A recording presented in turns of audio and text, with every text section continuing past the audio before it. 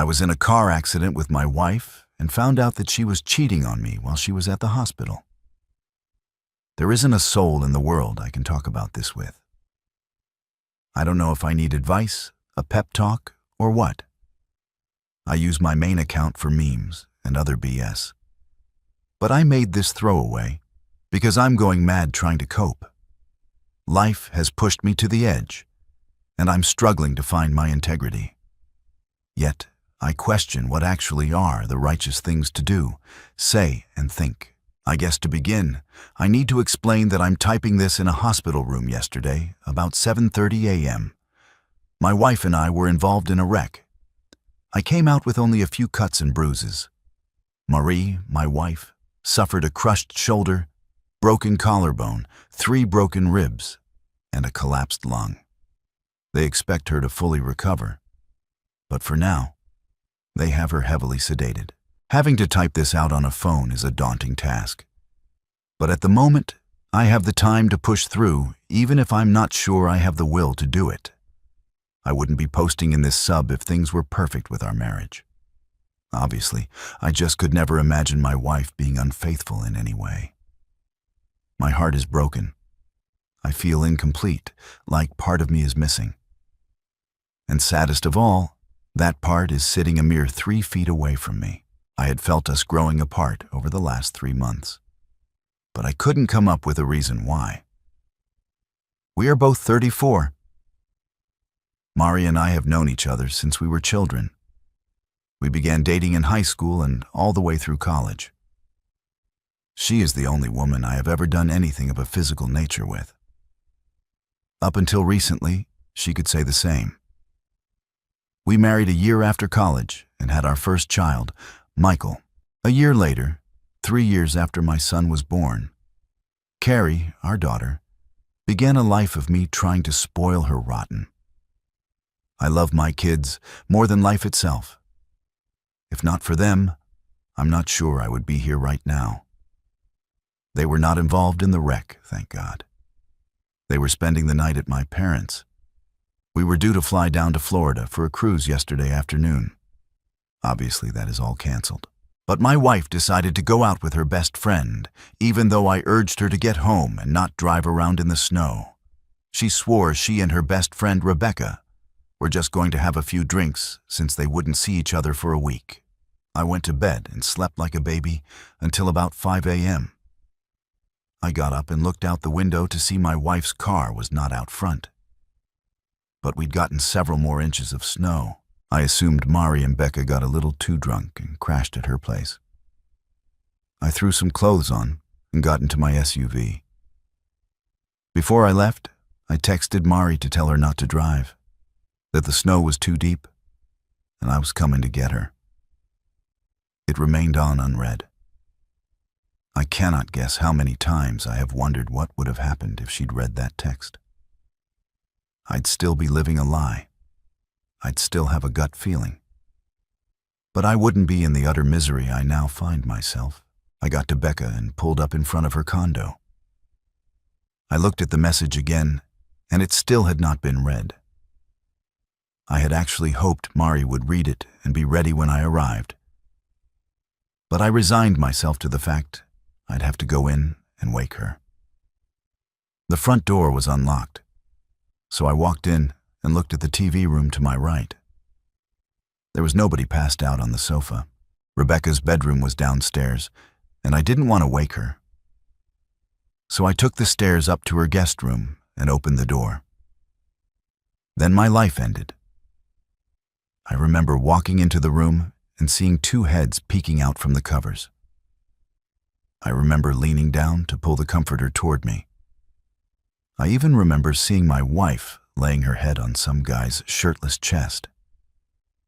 The next thing I remember was Becca, Mari, and some half-naked guy I'd never seen trying to pull me off of him. I'd probably be in jail right now if they hadn't. But I honestly don't remember a damn thing. So, right or wrong, I don't really feel too bad about that. My wife, on the other hand, well, that changes from minute to minute these days.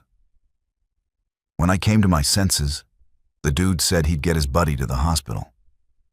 Mari bawled her eyes out, while Rebecca and I screamed it out. I told her and my wife I was leaving, and she had 5 minutes to be in my car or to not bother coming home. She was there in 3. Really not a good idea to be angry driving in snow, even with 4-wheel drive. But it was another vehicle that veered into our lane and forced us through a guardrail. That's what caused Mari's injuries. The car rolled. Thank God for airbags, but we lived. The kids don't. The kids don't even know we had a wreck. I haven't called anyone.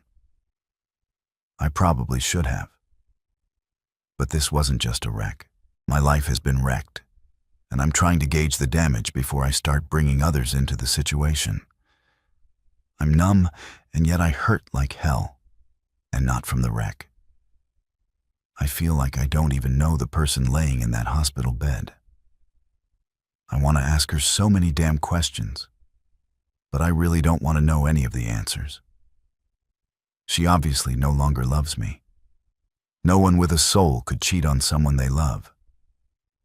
So, I have to ask if she ever loved me. And now that she has cheated, would I ever want her to love me again, if that were possible? I don't know the specifics of when she first cheated, but in my book, the instant she did, our marriage ended. The vows were broken. She ended our marriage, and we are no longer man and wife. I don't need a divorce attorney to nullify my marriage. She's already done that. Therefore, I am no longer under obligation to the vows. A huge part of me wants to just walk out of this room. I want to call her parents, tell them what she did and what happened, and then let them know she is their problem again after all these years. We said for better or for worse, and I meant it. But we are no longer married. Part of me wants to leave her a note and tell her too bad worse happened. Come after she ended our relationship. The only thing that is keeping me in this damn room is my children. I want to see them so badly right now. But I have some scratches on my face and neck. They'd know something happened if they saw me. As much as I feel my wife has defiled herself in our family, my kids need her. I thought I had a life partner. And as horrible as she ended up being, my children need a mom in their life. There are going to be talks I'm not qualified to have and wouldn't know where to begin. There are going to be injuries that need kisses instead of being told to walk it off. I'm a damn good father. But I can't be a mother too. Please, someone help me. How can I sit here and look over someone who has stabbed me in the back so cruelly? Should I call her parents to come? What do I tell them? I really don't want to be here, especially with her parents. If I don't tell them what she did, they are going to know I'm pissed off. What in God's name do I tell my children? Yeah, I can tell them we were in a wreck. But I'm not the kind that can fake emotion. Obviously, my wife does it with ease. But when I loathe someone, it shows in my face. They will know I'm angry at their mother. How the hell did my life come to this? I already know I need to see a lawyer. I figured that much out. But how do I handle this? It took so long to get approved that I didn't think my post had posted. I just started getting notifications. So I'm sorry for not responding sooner to people that made comments trying to help. Update. For whatever reason, I could not respond to questions from my first post. It may have something to do with this being a throwaway account. But I could reply to comments. But nobody could see the replies but me. I tried posting this update in the Infidelity sub last night, but had issues. Hopefully, the same glitch doesn't happen with this update, and I can give feedback for others to better assist me. My apologies to anyone that did leave a response. It was appreciated and helpful. After my initial post that day, I decided to stay one more night in that hospital room. With Mari sedated and the lights out, I laid back in the recliner, looking at the ceiling, listening to the medical machines. I laid there wondering how the hell my life had reached that point. Part of me felt like I was giving her undeserved mercy just being in the same room. Yet, part of me loved her. I didn't want to feel the love. I actually felt weak for having any positive feelings for her. Over and over in my mind, I kept realizing there was no fixing things back to the way they were. It was as if some natural disaster had taken the life we built and destroyed it. I cried. I cried so damn hard. I realized a huge part of my life was over. That was a moment of huge significance in my life. When the nurse came into the room to take blood the next morning, I excused myself. When Mari woke, she saw me heading out the door and called to me, but I acted like I didn't hear her. I went and got some breakfast. I haven't had much of an appetite since finding out. I tried to kill some time eating and scanning through my phone. There was a text from Becca asking where Mari was that I left unread. I decided at 7 a.m. it was late enough to knock on her parents' door. Her dad was always an early riser. I planned to talk to him first, and if he thought his wife needed to hear it, he could wake her. I saw smoke coming from the wood stove in his workshop out back, so I knocked on the door before entering. He saw the scratches on my neck and bruise on my cheek. I explained there had been an accident. Mari had gotten the worst of it, but we needed to talk.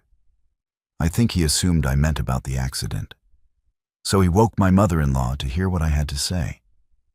We sat in the kitchen as I explained how going around a curve, a car in the oncoming lane veered into our lane, having the heavier vehicle in all-wheel drive. I managed to keep us on the road until we hit the guardrail. The passenger side door caught one of the vertical I-beams mounted in concrete. Even with side airbags, Mari hit hard. She sustained lots of injuries, but I told them she was stable and they expected a full recovery. They both cried, knowing their daughter had suffered, but would still be around for them to love. As soon as they insinuated they would be around to help me in any way they needed to assist me, looking after Mari. That was when I stopped them and explained the wreck wasn't what had come to tell them. They looked confused as I explained waking up that morning and sending a text to head off in the snow to make sure my wife was okay. I told them about walking in on their daughter and some guy I'd never seen and unconsciously beating him over and over. They were both shocked. Then I told them what room she was in at the hospital. Explained I always wanted them to be part of the kids' lives, so I hoped they could remain friendly with me. I told them my dad was looking after them at the moment, but I was divorcing their daughter as she had broken our vows and was no longer my wife. I was leaving their place and driving to my dad's to tell the kids about the wreck. I was also going to tell them we were splitting up and wouldn't be together anymore. I wasn't going to tell them their mother is a cheater. I told my former in-laws that while I hated things had to end the way they did, at least I could say I wasn't the one who destroyed our marriage and my life. They tried to tell me I shouldn't be so hasty. She made a mistake and the usual lame excuses. I just smiled and told them I loved having them as in-laws over the years and walked out. When I got to my dad's, I of course had so much I needed to get off of my chest. I entered through the kitchen where I found my dad having a cup of coffee. The only thing he knew was that I was supposed to be on a big boat in the Caribbean. He stood and asked what I was doing there. I just grabbed him, hugged him, and cried like a child. It was the kind of thing where he really wanted to know what was going on, but sensed he needed to let me cry it out before crying. He led me to the den and sat me on the couch to go get my mom. We both urged her to have a cup of coffee first, but she knew if I was there alone that early, I had something bad to tell them. I first explained about Mari cheating, me catching her and leaving Becca. Then I explained about the wreck, that it was pretty bad. I told them about Mari's injuries and explained I'd let her parents know only an hour before so they could go see her. Both of my parents were stunned. My mom finally asked me now, "What am I going to do?" They both cried when I told them my only remaining option was to divorce Mari and be the best father I could for my children. As our conversation was winding down, I heard my daughter Carrie squeal, "Daddy!" and come running down the stairs toward me. That woke up my son, who was also downstairs. For a few minutes, I hadn't seen them in so long. I just spent time hugging them, happy to see them. They took a while to notice my scratches. I told them about the wreck and that their mommy was in the hospital, but going to be fine. I told them Mari's parents would eventually pick them up to take them to see their mom, and left it at that. I spent a day playing, talking to, holding, napping with, and laughing with my children. And those two made me want to live again. Until that point, if I'm honest, I was like 50-50ths about wanting to go on. But they are worth living for, protecting, and cherishing. My wife's phone was destroyed in the wreck, so nobody had gotten a response for days. Early that night, I started getting texts from my old phone and knew they had to be from Mari. I ignored them. They continued sporadically off and on through the night, turned off notifications. The next day, I spoke with 3 law offices about filing for divorce.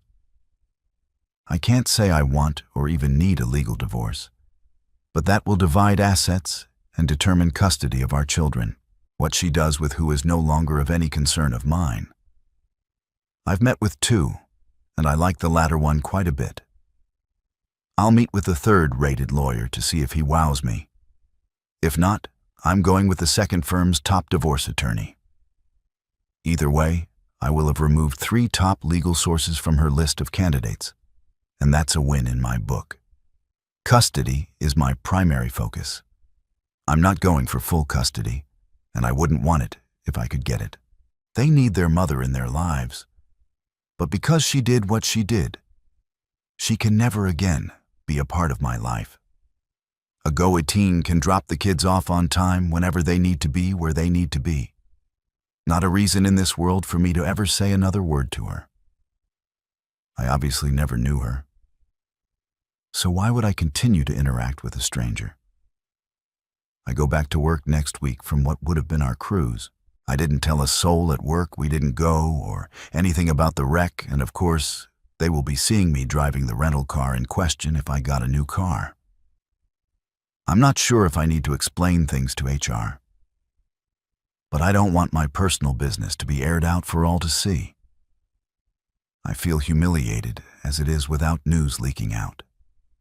Divorce is a necessity sometimes, but it always represents a failure.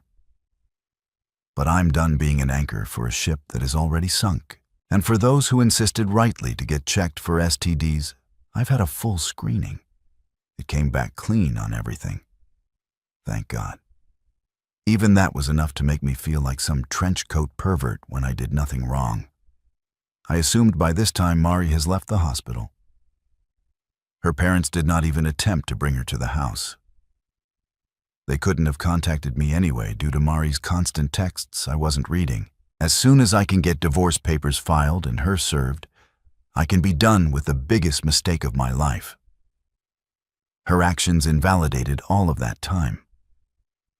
If I had to do it over again, I would now not do it again. I would choose a life with someone else, anyone else, who would actually be faithful and loyal. Her greatest asset is what she intentionally threw away. The ability to be trusted. From having someone to call your own to being all alone. That's what I'll miss. But I know all of that was a lie, and I meant nothing to her. People will swoon over a beautiful lie and repel an ugly truth. I'm not one of those people. A lot of people wanted the dirty details of who my wife strayed with, why, and how long it had been going on. I'm sorry, I don't have that information to share, but I really don't want to know. Outside of a person literally putting a gun to your head, there is no excuse to cheat. Beyond that, when you have made a life bond, you have sworn to uphold and made the decision for the other person to ruin it. You are vile. I wish to God I'd never met her and had taken a chance on someone, anyone else. She had no right to give me a life and then take it all from me against my will. The man I was before her betrayal will never exist again. The woman she was never existed, and the life I had is a facade and ruins nobody wants to live in. Update. Not only am I not sure where to begin, I'm not even sure what to say when I do. I guess the first thing is to tell everyone I did manage to get a very good lawyer. Her firm in general is rated the highest at representing men in divorce cases in my area. Instead of passing my case off to someone else on the legal team, she took on my case as her own. Everyone at the firm has been kind and supportive. I can tell they don't just care about getting their retainer and payoff. Nadia, my lawyer, has done everything she can to help me with my well-being and sanity. After agreeing to take my case, we went over the usual forms I needed to fill out. I listed property and all bank account info, as well as ballpark estimates of what Mari and I make income-wise. After explaining about the wreck and what I saw just before it happened, she asked if I'd had an STD panel. I explained that I had, and everything had come back clean. She then asked if I had documented the infidelity with pictures or video. I told her I hadn't been thinking rationally enough at the moment to do that. She phoned a private investigator her firm uses and set up a meeting between him and I the next day. I live in an at-fault state. So, while I knew Mari was unfaithful, I needed actual evidence for the divorce to go my way. We set up one of her staff to be the go-between for me and Mari's dad as far as communication goes and to arrange drop-offs. I got her aide to go ahead and notify my soon-to-be father-in-law that my ex could have the kids that upcoming weekend and following week. Nadia then asked if I had arranged therapy for me and my children. I explained I was due to have my first therapy appointment that week. But as the children had yet to be told anything, I was holding off on that. She told me as soon as I felt they were in need of any professional attention to let her know. She had several therapists she could recommend. She expressed what seemed to be sincere condolences. I was having to go through all I have and will. I tend to dislike lawyers, but I do think I might have found one with an actual soul. She gave me a list of things to collect and do before our next meeting. Many of the instructions were identical to the advice users post here. So, when she told me to drop by the drugstore to get 2 DNA kits, I thought nothing of it. I knew it was standard protocol. When I got home with the kids that night, I did the cheek swabs for me and them. I sealed everything up and mailed the kids' swabs off. After taking the kids to school the next morning, 2 days later was Friday, and the go-between dropped the kids off with their grandfather for the weekend. That morning, I went to work, and I was just coming back from lunch when I got an email notification from my personal account. I could see it was 2 emails from the lab, so I waited to get to my computer to view them at my desk. I opened the first email and clicked a link. The results said, "My son, Michael, is in fact my son." I opened the other email and clicked the link. I read what it said. I read what it said again. I couldn't really say anything. I just started shaking my head. I knew I had to get out of the office before breaking down. But I managed to do screenshots of both results and email them to myself as photo files. I went to my car and began bawling, as the realization my daughter Carrie was, in fact, not my daughter set in. I can't imagine having an arm cut off would hurt much more than losing a daughter. It honestly felt like my soul had been taken from me. I don't know any other way to describe it. I didn't know who to call. I just sat there crying and wishing like hell I could wake up from my nightmare. I downloaded the 2 files from my email account and texted the pics to my lawyer. Within 20 seconds, Nadia called asking where I was. Work was all I could manage to say. She told me to stay there and someone from the firm would be there in a few minutes. I ended the call and opened the door. I began to vomit uncontrollably until I was dry heaving. By the time I managed to stop puking and feeling dizzy, one of the paralegals arrived to pick me up. She took me to the firm, and as soon as Nadia finished with a client, they ushered me into her office. The first thing she told me was that sometimes the tests come back wrong. She said she understood I was upset and had every right to be. But she urged me we needed to test Carrie and me again in a local lab to ensure nothing gets contaminated. I couldn't believe what was happening. Even after catching Mari cheating, I just assumed the DNA test on the kids was a formality. I would have never thought my wife would ever be unfaithful. But imagining she was capable of having some other man's baby, if true, who in the hell did I marry? I couldn't even confront Mari if I wanted to. I didn't have concrete proof yet. I couldn't imagine if the results confirmed what we highly suspected, how she and I would ever have that conversation. One of the ladies in the office at the firm had a blood pressure cuff and checked me to make sure it wasn't at dangerous levels. It was elevated, and I did feel like I was close to a panic attack. Yet I was numb and in shock at the same time. I wondered what was next. I struggled to grasp my little girl might have never been my little girl. At that moment, I was so glad the kids were staying with their mom. I started wondering if both test results could be wrong, and Carrie was my daughter and Michael wasn't my son. I knew I couldn't wait 2 days to know the truth. So the go-between set up a time she could pick Carrie up the next day for a few hours and take her back to Mari's parents. We did the test in a sterile environment and by trained medical staff. There was no mix-up. I am not Car's father. It still took a day to get results, and she was back with her mom by the time I got them. But I cried even harder the second time. And I'm so glad Carrie wasn't there to witness it. I sent the results to my lawyer, and she called to check on me. She urged me to seek out family and not go through things alone. I got into my car and drove to my dad's, crying the whole way. When I got there and saw my mom, she knew something was wrong, but couldn't get it out of me. Finally, I just managed to utter, "Carrie is not my daughter." Mom asked me what, but she knew she heard correctly, and I was incapable of repeating it. After about 30 seconds of silence, other than me weeping uncontrollably, she stood and got her cell phone. She called my dad. She told him to hurry home, but please be very careful that I had bad news. I could tell my dad wanted at least a hint of what could be so bad. She just urged him to be safe and get home as soon as he could. He arrived in about 20 minutes, and we all just had a long cry for hours.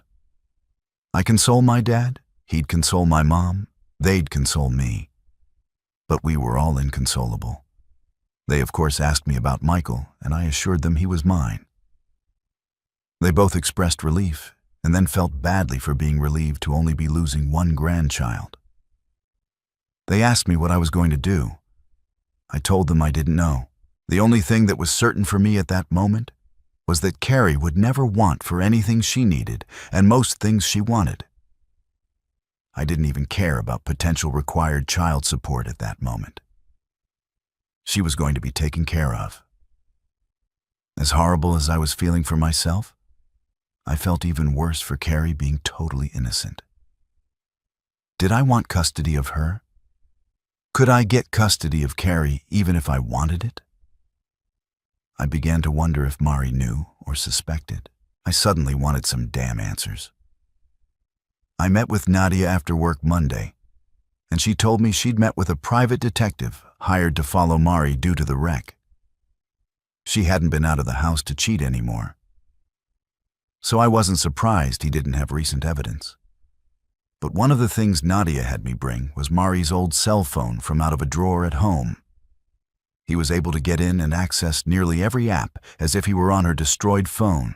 He found nudes sent and received to and from various guys, tons of messages and texting with enough admission of guilt in them to sway any judge. I was asked if I wanted to see any of the pictures or read the texts. I declined. But Nadia and I did need to plan how I was going to confront Mari about Carrie. She thought it best to do it in her office, if Mari could be talked into it. She called Mari's mom's cell in front of me. I heard Mari's voice for the first time since I left the hospital. Nadia got straight to the point and told her she needed to meet with me to explain a few things. My ex declared she'd been waiting and wanting to talk. She was asked if her lawyer could be contacted. Mari said she didn't have one, but was willing to come the next afternoon to talk. It was all I could do to get through that next day without crying like a lunatic at work. And yet, I had to pretend to be getting things done. I was barely able to keep lunch down. I left at 3:00 and headed to the firm, feeling nauseous. I arrived first intentionally. I wanted her to be forced to enter, sit on the side away from the door, and be unable to try and approach me. I was scrolling through pictures of our perfect family that never existed when she came in. She needed assistance walking and was still in 2 casts from the wreck. I didn't have to worry about her trying for a hug. I thought she might be playing it up for sympathy. But we did have a bad wreck. I finally wanted her just to sit the hell down so I could ask her to explain herself. Once we were all seated, water was offered and the meeting began. My lawyer started by asking Mari if she minded us recording the meeting. She was fine with it. As soon as we started recording, my soon-to-be ex-wife began to try and apologize. I bluntly interrupted her. "How many men have you cheated on me with? And when did it start?" I asked her point blank. There were enough confirmed hookups from the PI to know the guy I caught her with wasn't the first by a mile. She didn't know what we knew, of course, and I guessed to reduce the severity of the incident before the wreck. Her plan was to only admit to what she knew we knew. I asked her again, "Rough estimate. How many men have you slept with since our son was born?" Giving that specific time frame seemed to give her a minute's pause, but she kept trying to act clueless. She still thought it was all a game at that point, and I was losing my cool. Nadia put her hand on my shoulder and gently pushed me back away from the table. She looked at Mari and asked, "Is he a good father?" Mari quickly gave me a glowing review, saying she couldn't ask for a better father to raise her children. I wanted to stand and flip the table at the way she stated her children. Nadia then asked her, "Is the other father of your child going to be a good dad too?" As Mari was asking what other father she was talking about, my counsel slid the paternity results for Carrie across the table. As much as I have hated what my life has become since discovering her cheating, I needed to be there to see her reaction in person. She was obviously shocked to know Carrie isn't mine. She tried to hit me with the whole, "You're her father who has raised her." And I had to shut that down. "Who is Car's father?" I asked. She looked down with a hint of shame, and I thought she might be protecting someone when she said, "I don't know for sure who Carrie's father is." Mari saw me truly break down in tears for the first time. I just couldn't take it anymore and lost it. Mari was crying but asked to try and explain. She reminded me about the postpartum depression she went through after Michael was born. I did my best to be as sympathetic as I could at the time. I can say with certainty, I spent every moment I could looking after my son so she could have time to herself. There were days she was so depressed she couldn't even get out of bed. And I looked after all of us. But I loved doing it. I loved doing it for the family I had. I remembered I had actually been foolish enough to think making it through had made our relationship stronger. Nope. She didn't blame it on Rebecca. But when she first got Mari to go on a few girls' nights out, I was relieved, if not grateful. They'd been best friends for years, but hadn't seen much of each other during the pregnancy. Mari said she got drunk the second time they went out, and she let some guy feel her up while she gave him head. She said she felt guilty about it for a while, for months. But she began to resent not getting to be young and free to be with whomever she chose. She told us she started hooking up with guys the night she would go out with Rebecca, right up until the night before our wreck. She'd never not come home or come home late over the years. She claimed she didn't want to develop feelings for any of the guys. She claimed she always used protection and never slept with the same guy more than 3 times. She said she just wanted sex. I was dumbfounded. Finding out your wife is a filthy lying witch tends to do that. It was like learning your life is a reality show you didn't ask to be in. I wanted to yell at her, but I was too busy calculating how many men she possibly cheated on me with over a period of years. Nadia asked her if she had any idea who Carrie's father might be, and she swore she always assumed she was mine. My lawyer pointed out that obviously something happened and suggested maybe a condom broke. When my wife confessed that did happen a few times with a few guys, I lost my manhood. I asked her who in the hell she was because I didn't know the person telling me such horrible things, things she said like she was telling me to pass the salt. I asked her when she started hating me and why. I asked what I had ever done to warrant being treated like she did. How could you do this to your daughter? I raged. She took it knowing it was all true. After what she just told me and what I expressed about how I feel about her, divorce is a given. What was a marriage had become scorched earth. The only thing left to do was total up the casualties. I've lost a wife and daughter, that's 2. A wife lost a husband, that's 3. A daughter lost a father, and a brother had his sister become a half. Then you get into grandparents and in-laws. Mari essentially destroyed 2 entire families. Her parents will not be okay with what she was doing. And I swear, by all that's holy, I will let them see all the evidence the PI finds. She admitted to meeting with men from dating apps with Rebecca and using girl time as a time to hook up. She claims she never meant to hurt me. She swore she had no idea Carrie isn't mine. I actually believe her because I had no idea either. But DNA doesn't lie. I asked why she didn't just divorce me. She came straight out and said it was because she didn't want to lose the security I gave her. She cried. All of it was said through tears, but I know my expression was of just scorn. I was disgusted at the person who sat across from me. I feel used, humiliated, emasculated. I feel defeated. I'm pretty sure one of the reasons she came to talk without a lawyer is due to the fact I own everything. She doesn't have much to lose outside of a small 401k, and my assets I entered the marriage with by inheriting my grandfather's estate when I was 14. The woman I call Mom is not my biological mother.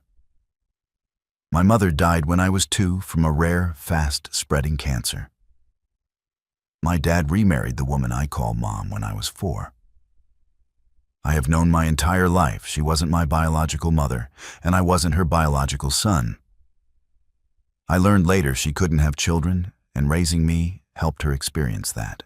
When my biological mother's dad died, what was left to her went to me as her heir. But I couldn't touch it until I was 21. I studied hard and went to school. But I don't have to work fiscally. She knows I will mop the floor with her in the divorce, and she won't be getting anything close to half. She has a job, though she isn't able to work at the moment with her injuries.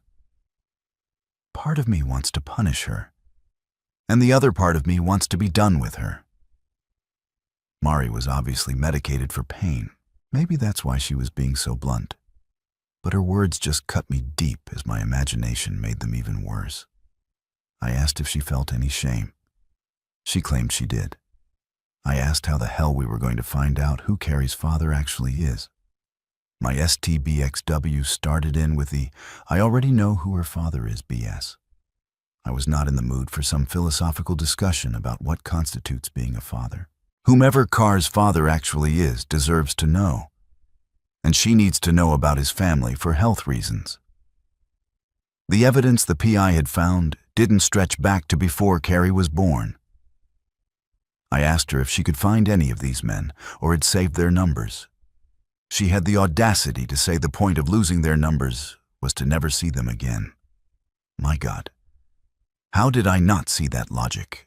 I told her she might have wanted to keep his number to let him know he had a child on the way, or if she got an STD. I want my name off of Carr's birth certificate. DNA proves she is her mother's child and not mine. As stated, I will support her financially on my own, will long past her turning 18. She will not want for anything. As for my son in custody, I'm truly not sure what to do. Before the paternity test, I was strongly going for a 90-10 arrangement, giving my ex-wife custody one weekend a month and certain holidays. Now that Carrie is not mine, I don't feel right about pursuing custody for her, even if I could get it. As Michael is in fact her brother, albeit half, I don't want to take him from her too. I don't want either of them to suffer. But I haven't seen Carrie since the test results, and I can't let her see me break down because of them. God knows how much her therapy is going to cost me, but I will have to pay for it. There is no way to know if her real dad can afford it, and my own therapy will be enough to pay for some shrink's new beach house. Driving home after the meeting, a huge part of me just wanted to end it all. It seemed like the most beneficial solution for everyone but me. Both families could go on pretending about paternity. My ex could hanging around openly while spending my grandfather's money, and the kids wouldn't have to deal with a broken marriage or failed relationships. But by the time I got home, I said, "Duck that." Nadia is drawing up divorce papers and legal paperwork to have me declared not Carrie's father. That will make things take much longer. But I do not want any legal grounds that can force me to interact with, pay for, or deal with offspring that are not mine. The legal team is doing research for ways to find out who Carrie's father is. Many of the ancestry sites suggest potential relatives when results come back. Right now, that's our first plan of action. Even if the results don't come back pointing to a certain individual, they might point to a brother, cousin, or another relative. Whomever the guy is, he may not be ready to accept a child he didn't know about. It could cause some anxiety in his life. But I doubt it will be nearly the terror I felt losing my daughter forever because she never existed. Everything is just so screwed up at the moment. Nothing is stable. Chaos is a daily burden at this point. The kids come back to the house Sunday afternoon. I've never wanted to not see them before, but I know many inevitabilities will happen I cannot be prepared for. When she sees me and wants to hug her daddy, I'm not even sure how I'll react. Hug her and cry like a baby, knowing she has not ever been truly mine. Tell her I'm not the person she's looking for. I don't have it in me to be mean to her. But my heart is broken. It feels like there is nobody to take this out on, not even Mari. Because nothing I could do outside of murder would equal the betrayal she has done to me. That scale will never be balanced. She used me and spit me out. She deserves to rot in hell for her promiscuous, lying ways. I'm destroyed, and everything I used to love is too. I will win the divorce. Nadia and company will make it the most lopsided division of assets in the history of divorce. But Mari reduced or removed the value of so much for me. It feels like she's already won again. To hell with her. I'm left with a son she will try and use against me and manipulate. Some people really are so horrible they deserve to be put down like an animal. I made the stupid decision to have a child with one. I just know now I'm not the only stupid one. The go-between from the law firm texted me at 3 p.m. Sunday to let me know she had the kids securely in the car with their belongings and was on her way to the house. I doubt any text message in history has been as dreaded for anyone as that one was for me. What made it all the more tragic was the fact that weeks before, I would have smiled and anxiously awaited the text. Suddenly, a reunion I would have been yearning for was something I dreaded. I had no plans to mention divorce, paternity, or any issues with the kids. As much as I tried to prepare myself, I knew I wasn't in the state of mind to bring any of that up. My goal was for things to go as normally as they could, like the other times they stayed with grandparents while Mari and I were on vacation. That's what I wanted. I knew reality was going to be something completely different, and I had little control over any of it. Jessica, the intern from the firm, pulled into the driveway. I watched them pull up from the front bay window. I walked outside and down the steps as the car pulled to a stop. I was smiling as I approached the passenger side of Jessica's car. As soon as I saw Carrie in her car seat beaming a huge smile at me, I started crying. Oh, I was still smiling. You couldn't have knocked that damn smile off of me with a 2X4. I just hoped if I maintained a smile, it might convince the kids and myself everything was okay. Wish I'd had a plan B. As soon as I could get her out of the car seat, Michael was by my side and I grabbed him and Carrie and just hugged them. I told them I missed them. That was really all I could manage to say. I just kept crying. People can hate me all they want too. God knows I've gotten some hate-filled messages privately and publicly, but it all felt different. It did not feel the same as the day I hugged my children goodbye. I want to say it did just to get the people who think I'm a loat-home wretch off of my back, but I can't.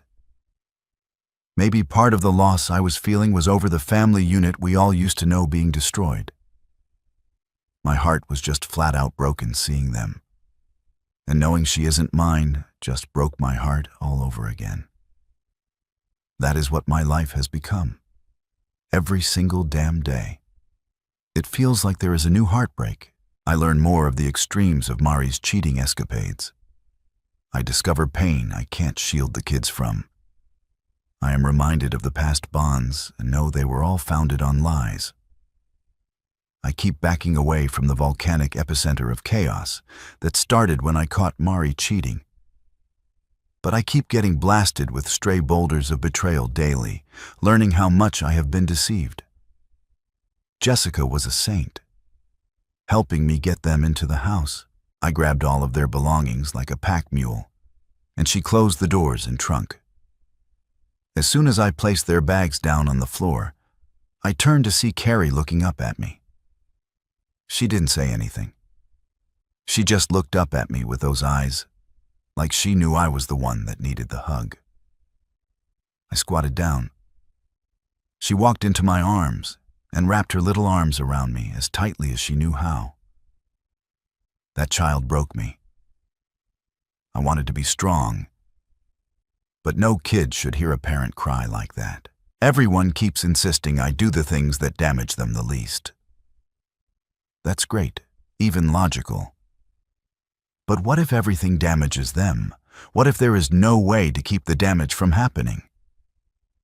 Allowing her to see a source of strength and security destroyed has to be damaging her.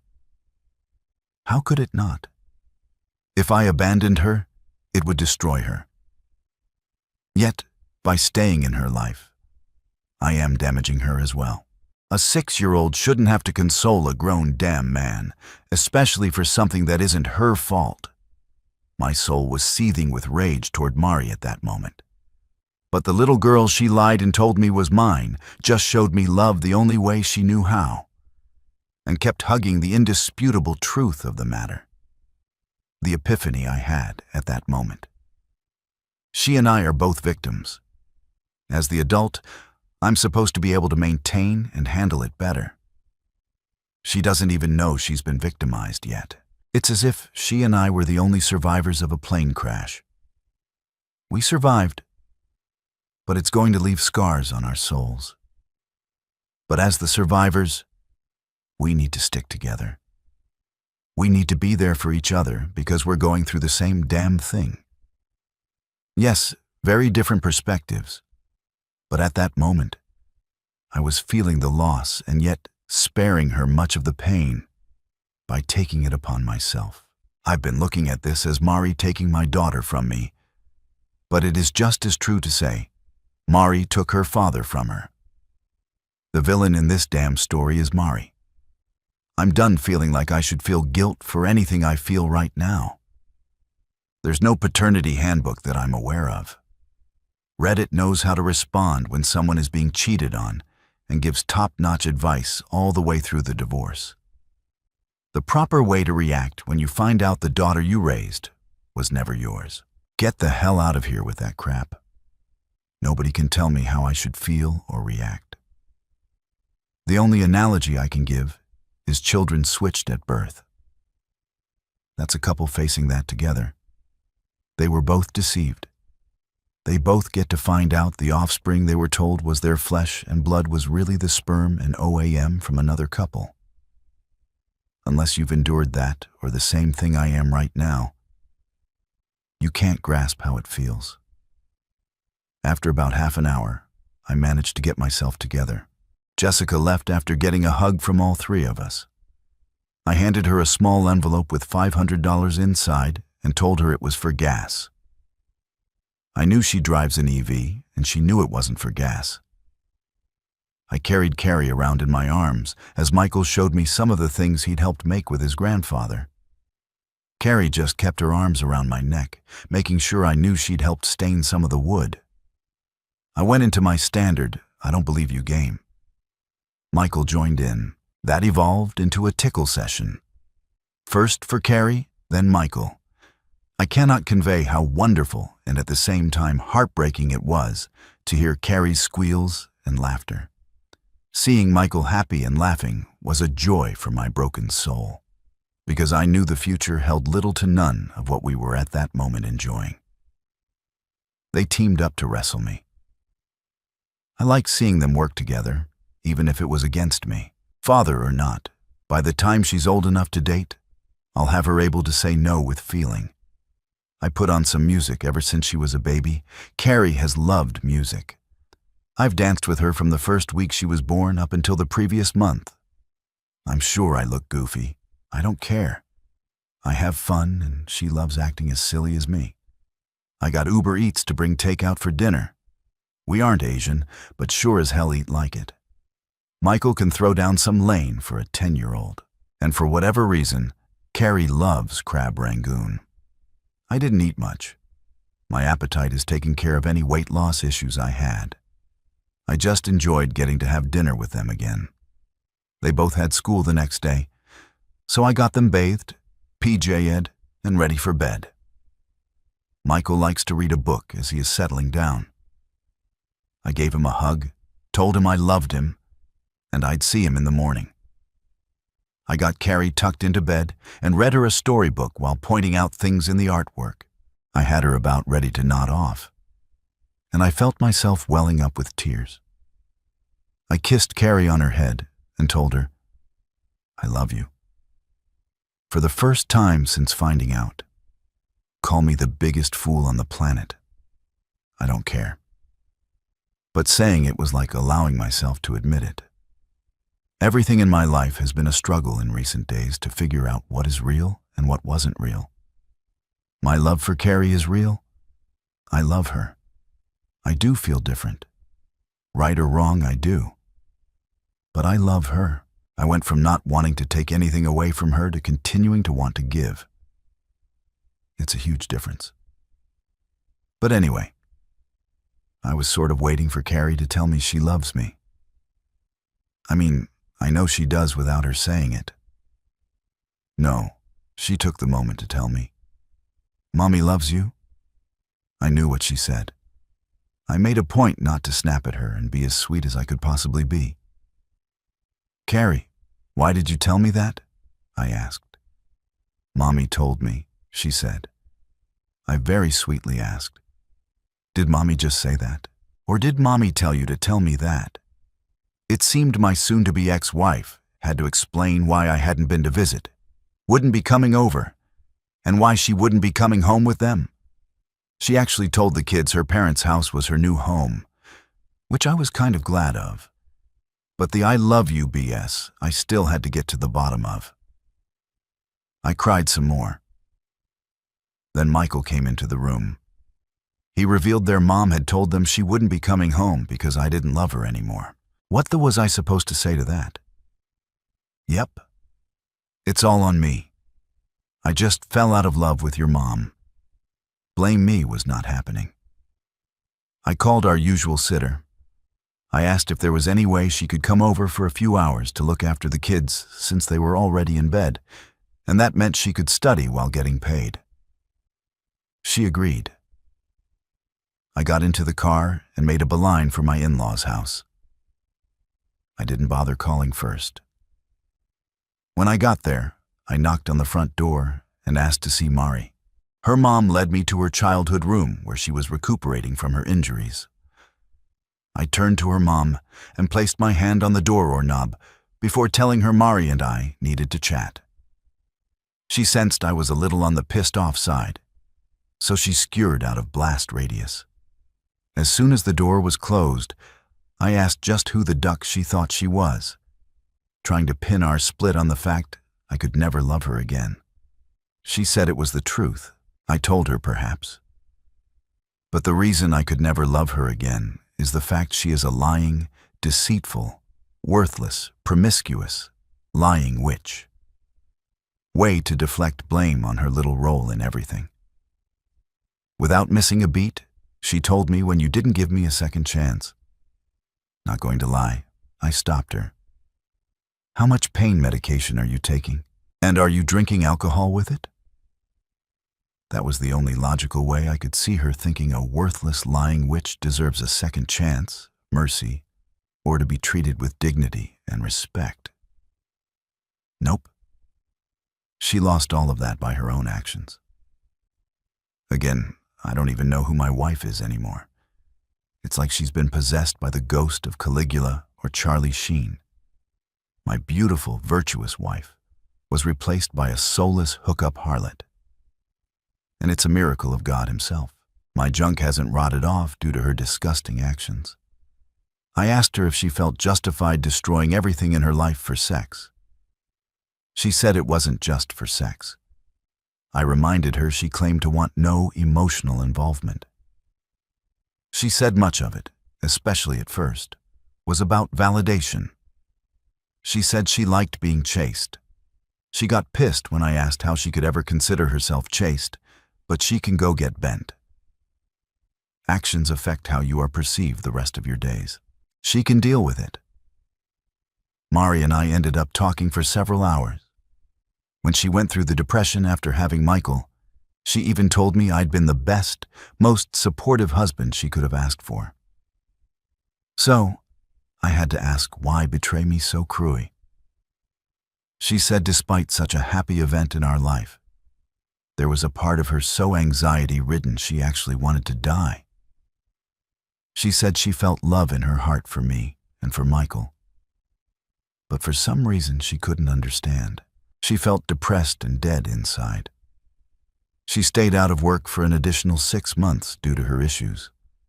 I got her the best shrinks and doctor's money could buy. She admits as much. And she said even that started making her feel guilty, feeling she was letting me down. I was carrying us. She said she felt overwhelmed, even though she knew she wasn't bearing any of the burden. She said she started to doubt if she ever should have become a mother, despite always wanting to be a mom. She withdrew from friends in person and via internet text. She told me every day she loved me and apologized. I told her she had nothing to apologize for. I just wanted her to get better.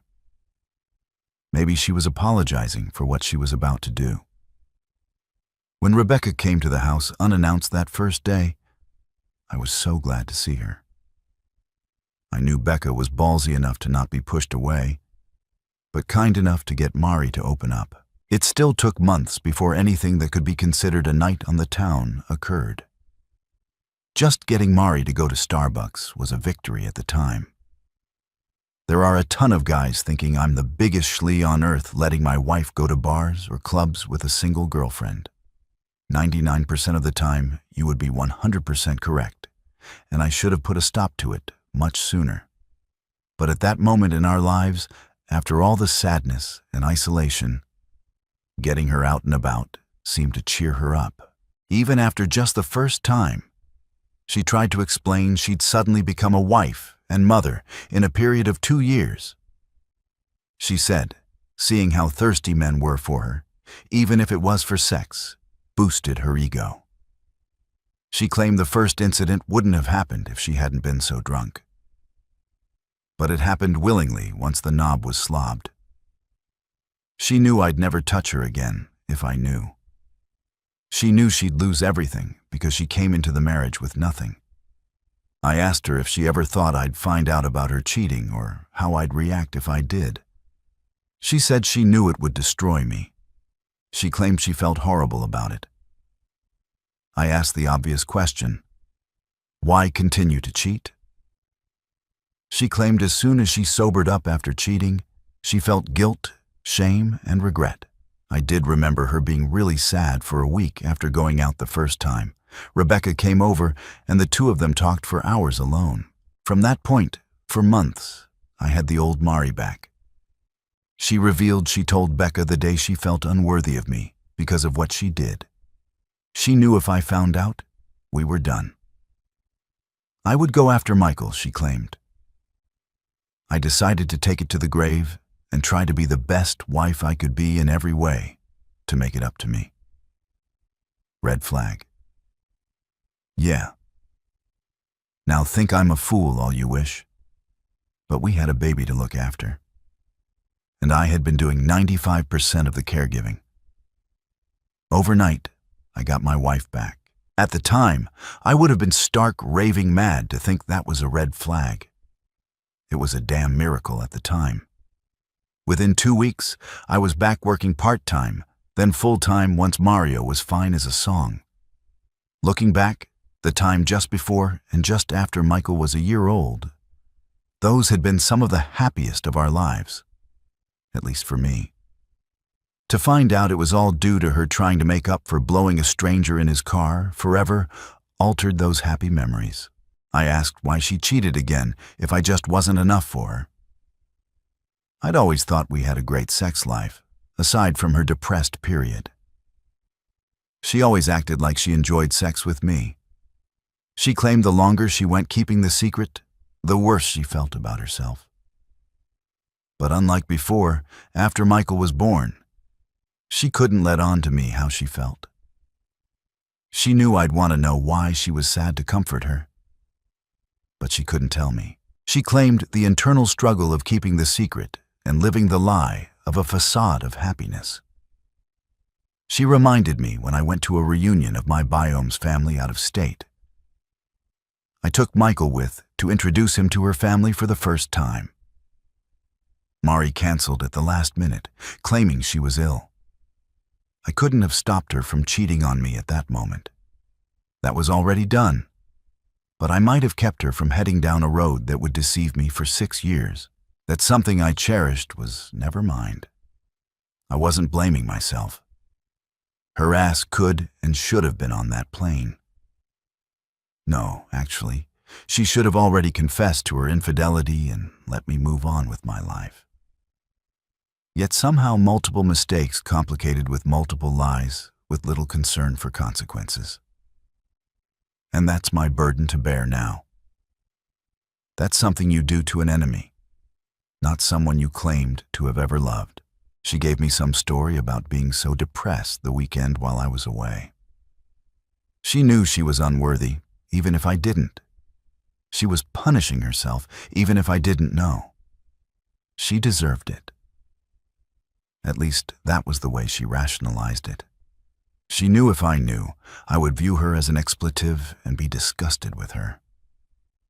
I never stopped showing my love, telling her how much I loved her. But she said at some point she realized if I knew the truth, I wouldn't love her. The attention I focused on her didn't matter. It didn't carry the same weight as before because she realized she was unworthy of the attention, and I'd realize that too if I knew about her sleazy rendezvous. She said she called Becca for a shoulder to cry on, who convinced her to go out for drinks, According to her, she spent the first part of the night crying and asking what she should do. The bartender bought her a few shots to help her cheer up. She didn't have to say Rebecca nudged her towards some flirting. She found herself kissing the guy in the back alley behind the bar and stopped herself.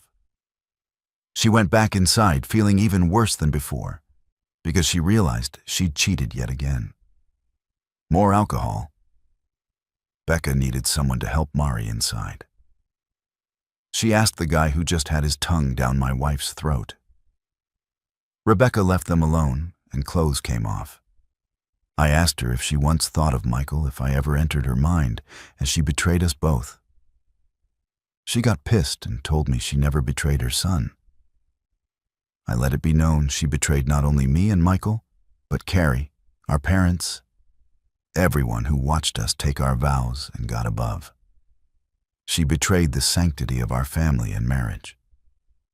But I stopped and just shook my head, telling her despite what she'd done to that point, she should have just let me go. I told her I would have looked out for Michael. She could have hoarded around with the entire state after we divorced. I told her I would have gladly written her name on bathroom stalls for her. But she didn't. She kept lying. She kept cheating. So much of it disgusted me to hear, like she had an actual strategy. After the first few guys, she didn't want them getting attached to her, as she wasn't going anywhere unless she had to. She wasn't looking for an emotional connection. She called it fishing. Getting a guy's number, breaking the ice, giving a little nibble, pull away, get him to pursue, but on her timetable. When she said she already knew, I thought she was beautiful. Getting second opinions didn't feel like a bad thing at the time. I just looked at her, shaking my head. At any rate, the bartender is not Carrie's father. That much we are sure of. He was months too early in the game to have been the sperm donor, and she claims they only hooked up that one time. I asked if she could remember the names of the specific guys she was talking to and getting to pursue her. Maybe a couple of first names. But I wouldn't know where to find them was enough to shut the conversation down for the night. Yeah, I wanted more answers. But the details of the BS aren't coming out in one night. And that wasn't what I came there for. She was seated in a chair to be able to prop up her cast on pillows, so I got down inches from her face. I told her she was a pitiful excuse for a human, and I truly believe she has no soul. I told her that her actions have caused unimaginable pain and will continue to do so in the future. But I looked her squarely in the eyes, let her know I was not going to let her hurt my children anymore. I told her point blank that I was the one who got deceived for 6 years. If anyone was going to be getting a little slack for focusing on his needs, it was going to be me. But Mari, I told her, and I meant every word, petty expletive and manipulation is just going to make me loathe her even more. We weren't getting back together ever. I was disgusted for her to even touch me. Loyalty wasn't even in her vocabulary. But father or not, I was going to be loyal to Carrie. I was going to protect her as much as I could. And if I end up having to protect her from her mother's lies, manipulations, and deceit, so be it. I told her Nadia has friends that would love a new BMW for getting her declared an unfit mother. I went there. It was a threat, and I meant every damn word. I told her if she had things to say, she could say them to my face. Getting Michael or Carrie to relay things their mother said was not happening ever again. Carrie was to know little to nothing about any details of our divorce, and for right now paternity. But when the time came to tell her, I would be the one who would break that news. It would be me who got to explain how her mother victimized us both. But we survived together. There was no way in hell I was allowing the person who destroyed so much for us both get to downplay it or blame me. That horrible news wasn't coming anytime soon for her as far as I planned, until the need arises. And I'll decide when that is. I pointed out she doesn't have a lawyer and let her know the kids would be staying with me for at least the next 2 weeks. She needed some time to reflect on not only the entirety of her betrayal, but her cruel manipulation that will only hurt Carrie. I'd let her know when she'd earned the right to be a mother again. There wasn't much she could do. I had the kids. She's in 2 castes. Let her live with some loneliness. My God, I've made mistakes in my life. On the drive home, I kept wishing somehow I could have just known how things would turn out. And this is the biggest struggle of my life. I hope it is the biggest struggle I ever face. But so much has been destroyed. The sham marriage I was living needs to be torn down, ground into dust, and the soil tilled with salt. But there is no reason to hurt a little girl who, at the moment, is blissfully unaware of the battle between her mother and her daddy. I want it to stay that way. Those children cannot see us together. When Mari and I are in the same room, the entire aura oozes venom. That's beyond toxic for us. I'm not subjecting the kids to any of it. I will not fight her in front of them, but I swear I will put her in her place and call out the slightest BS. I'm sorry this has been long. I just feel like every decision I make has 1,000 ramifications. The man-up DNA doesn't matter. People need to understand that hurting Carrie is the last thing I want to do. And I have every intention of being not only in her corner, but fighting for her. I don't know how this exploit is going to end, but me and that little girl got shafted by the same person. A person that I refuse to let damage her the way she damaged me. Not happening. And no mother or is coming around my daughter until I allow it. That won't be Mari's decision either. If I check his background and meet him, I'll make that call. If the day ever comes until that point, my son Michael, my daughter Carrie, and I are weathering a storm. I've managed to shield them from what's coming. I will shield them from as much of the shrapnel as I can. But our souls are all going to bleed a time or two before this is all over. This carnage could have been prevented. But once the bomb goes off, it can't be avoided. I'm sorry for venting. I intended it as an update only, but this is all too much sometimes. I am in therapy 2 times per week. Not sure it's helping, but it's early on with the shrink. So I'll give it a few more sessions. I have to get to bed, so I will post this and let it be. I won't post again for a while. It has helped to verbalize some of what I've been feeling. So, thank you. I just need to focus on my healing and making this transition in life as seamless as I can for the kids. Thanks for all the direction and encouraging words. Many have been a huge help. I promise to return the favor and try to help others here someday, just not today. Update 3. Though I'm not sure where to begin. I don't want to leave anything out. I do have a sense of what I hope to convey when I'm done. It's just very hard to discuss any one aspect of my situation that doesn't branch into other parts of my life. If this sounds disjointed, forgive me. But this will be a long read, because the life I was living has been gone long enough to the point it feels like that was all a dream I woke up from. The best analogy I can give is that Mari cast Michael, Carrie, and me in a reality show against our will and without our knowledge. The show got canceled, the facade was revealed, and we're left with the cold reality of our collective reality.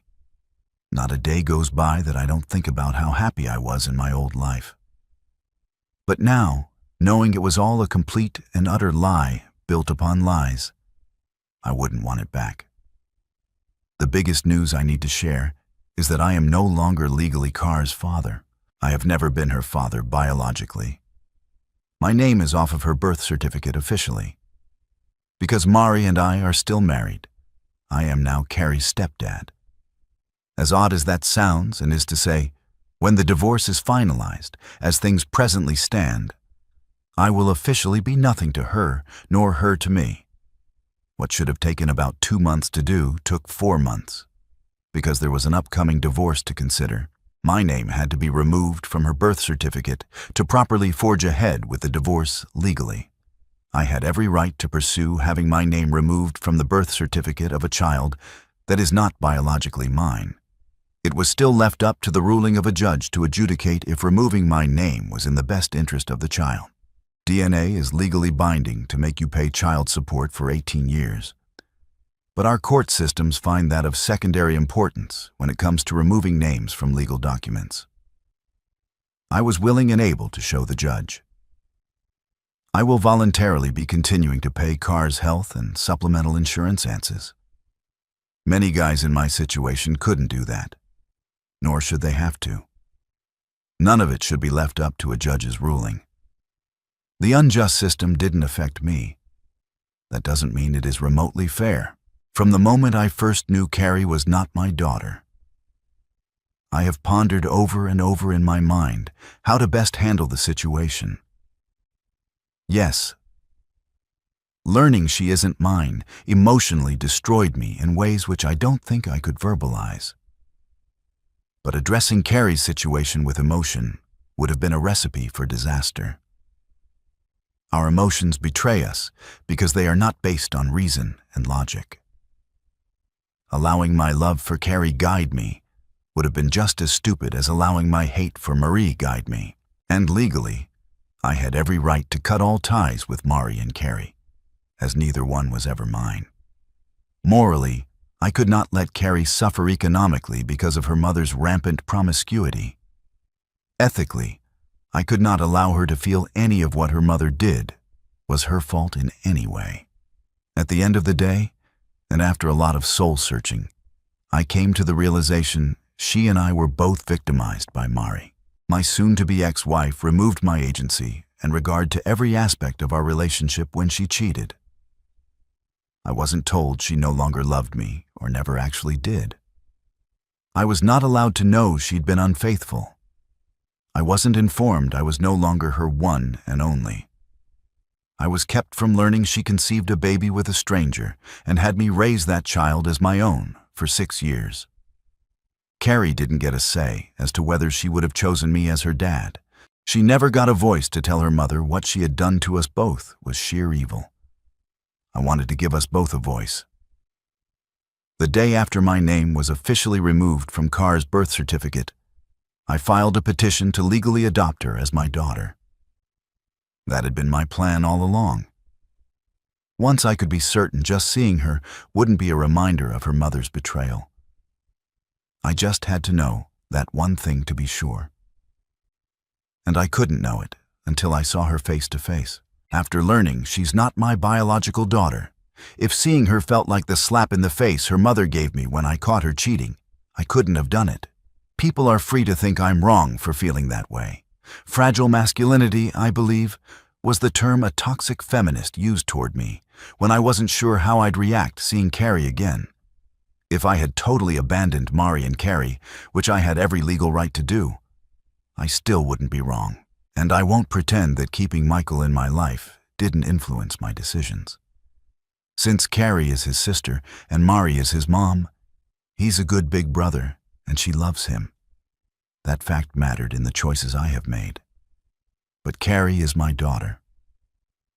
No, it is not to the same extent as Michael is my son because he is blood related. But I'm her dad, and I want her to remain in my life. I just felt I needed to legally set the record straight and open avenues to opportunities we never got. On the surface, it seems like pointless legal actions to get right back where I stood. My marriage was a lie. The relationship I had with Mari was a charade, most likely from day one. What I deserve is a do-over, a chance to pick a different woman to love in the hope she might be faithful and loyal. But I can never have that. I can never know what might have been. Even if anything I could have done would have been better than to marry a disloyal harlot. The kids won't learn the details of their mother's promiscuity and betrayal for many years. But I want them, particularly Carrie, to eventually know my struggle to keep it together and protect them. I want her to understand that, as much as I despise her mother, that I gave myself the option to choose, not choose her as my daughter. I chose Carrie. When the judge asks that poor innocent little girl if she wants me to be her daddy again, I want her to say yes, without a thought. Only years from now will she grasp that she truly chose me to be her dad. She had options too. We were thrown together and had no say in the matter. But I'm doing everything I legally can to adopt her as my own flesh and blood, even if she's not.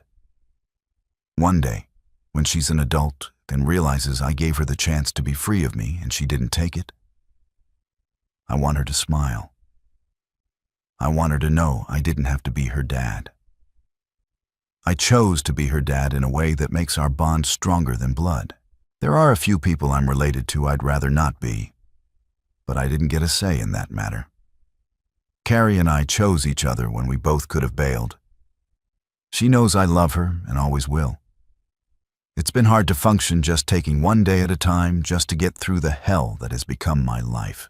It's draining, but I've also pondered on how I want the kids to perceive all of this years after the fact when they are adults, when they learn of their mother's activities, how I caught her and what I uncovered. I want them to be revolted when Carrie understands I didn't know one penny toward continuing to raise her, but did it anyway. I want her to feel grateful when she understands that her mom put us both in an impossible situation, but we made it through together. I want her to be happy we made it. When they both realize their stability could have been totally destroyed due to their mom. But I held it all together for the three of us. I want them to understand at least part of my sacrifice. There won't be any revisionist lies being told 10 or 20 years from now. I know their mother is a worthless, selfish, wretched excuse for a human being. One day they will know that truth too, and I hope they both shun her from their lives for what she did. But that will be for them to determine when truth is revealed. All I can do is remove Mari from my life in every way possible and keep living. What happens to her is of no concern to me. The kids are all that matter now. Quite a few people messaged me asking how I handled Mari, telling the kids we could never get back together because I could never love her again. The very next day after school, I took them both out for ice cream at a local park. Michael seemed resigned to the fact I don't love their mom, but didn't like it. Carrie didn't like hearing that I don't love her mom, and me telling her that her mom doesn't really love me didn't help. There was a lot of crying and confusion on their part. I was sure to tell them without a doubt that their mom genuinely does love them. And I love them more than anything in this world. But they needed to hear the truth and face a reality none of us asked for. I told them I know they both love me and love their mom. That was really all that was important. Carrie asked me why I don't love her mother. I wanted to be as honest as I could be with her. But I didn't think there was any age-appropriate way to tell her that her mother is a batshit crazy expletive. Telling her that her mom lied to me and hurt me was all I could come up with. She hugged me to try and console me. It nearly broke my heart considering she had things to be consoled over she didn't know about yet. Michael asked me what was going to happen concerning the divorce. I told them that they would live with me, and I'd look after them in their home during the week. I explained a court would figure out what weekends they would stay at their grandparents' house with their mom. I promised them their mother and I would keep our arguing between us from that point forward. I explained she and I had a long talk the night before. After they got home, Carrie said she wanted her mother to stay with us. It hurt me to tell her that was never happening ever again under any circumstances, but she had to be told. She said her mommy had said she wanted to come back and stay with us. I looked her straight in the eye and told her I have no doubt their mom would like to keep staying with us. I told them both that it was impossible for me to explain at that time. But their mother had betrayed all three of us. I said they weren't old enough to understand at that moment. But I promised one day I would tell them exactly why I felt their mom didn't deserve to live with us anymore. Carrie seemed to accept it more than Michael. Oddly, he began to ask how old he had to be to know what his mom did.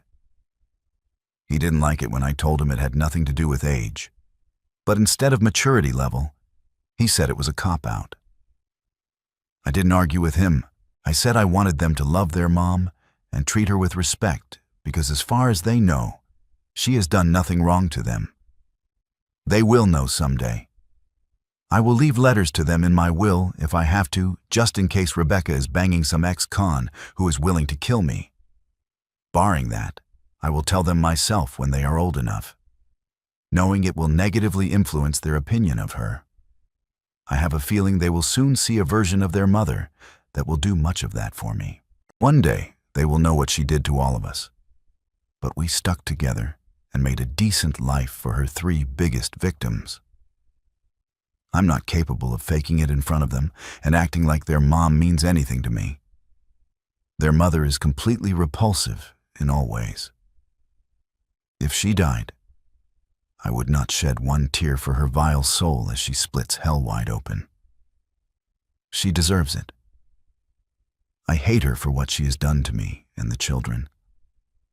I hate her for what she has allowed herself to become. I hate her for the stress and tears she has brought to our extended families. She deserves no forgiveness, chances, and least of all compassion. I don't consider her injuries and the wreck karma, just pain and suffering. She deserves true karma. Would have figured out a way to not ruin my car and would have done a lot worse than the injury she got.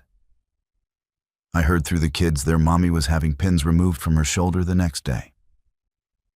I didn't tell them. I hoped they used a strong electromagnet to do it.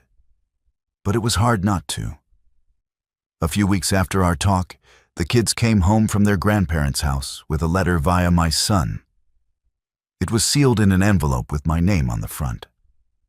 I couldn't throw it away in front of the kids, so I just placed it on the counter with the junk mail. After I got the kids to bed, I passed by the letter and decided to read it. Mari started out apologizing to me for hurting me, claimed she never meant to let things get that far, forgot who she was and wanted to be. She apologized for hurting the kids. As much as I despise her, I had to give her credit. If she'd stopped there, I might have given her a bit of respect. Then she wrote that she still loved me with all her heart. Always has and always will. I needed the laugh. I really did because I knew she actually believed the BS she wrote. That's what made it so funny. But when I kept reading, she claimed that's why she didn't want to develop feelings for any other guy. Because, do her heart belong to me? I wanted to laugh. Couldn't give her body to others if she loved me. She couldn't have done something so hurtful if she loved me. She said giving only her body to other men allowed her to know what it was like to be young and free of responsibility and commitments since she never got to experience that. So since she never had any emotional bond with any of the men, her heart only and always belonged to me. In other words, her affairs were strictly physical. She meant that in a positive way that only the sickest pervert could rationalize. By essentially ghosting Mari, it shielded me from more of her lunacy. I felt I needed to do that for my own sanity. Yet, I have also shielded myself from understanding the depths of her depravity in mind and body. I've thought thousands of times since D-Day that I never knew her. What she chose to write to me let me know she never knew me. She wasn't even trying to piss me off. I could tell by the way she wrote it. Her words were essentially telling me her actions were the lesser of two evils to her. The lack of emotions toward other men saved her heart for me. That was essentially her rationale. I understand knowing your significant other is having a strictly emotional affair is soul-crushing. But no one ever got STDs from an emotional affair. No one ever punched an emotional affair partner through a cell phone or computer. And no one ever conceived a child over phone calls, emails, and texts for another man to raise. I can say with 100% certainty, I would have rather she'd had thousands of emotional affairs and kept anything from ever becoming physical. The fact she doesn't grasp that about me screams, I never knew you. She chose the worst of two evils in my eyes and never knew me well enough to know that. I have read many of the posts written by others here. I have yet to read that anyone so said things never got emotional. That's essentially what she's claiming. Yet she doesn't grasp she's admitting to living the last 6 years of her life is little more than an unevolved, hedonistic rutting pig. That's how unintelligent animals behave, unable to control their sexual urges and behavior. She understood her acts were wrong, and yet felt somewhat validated for what she did in the way she did it.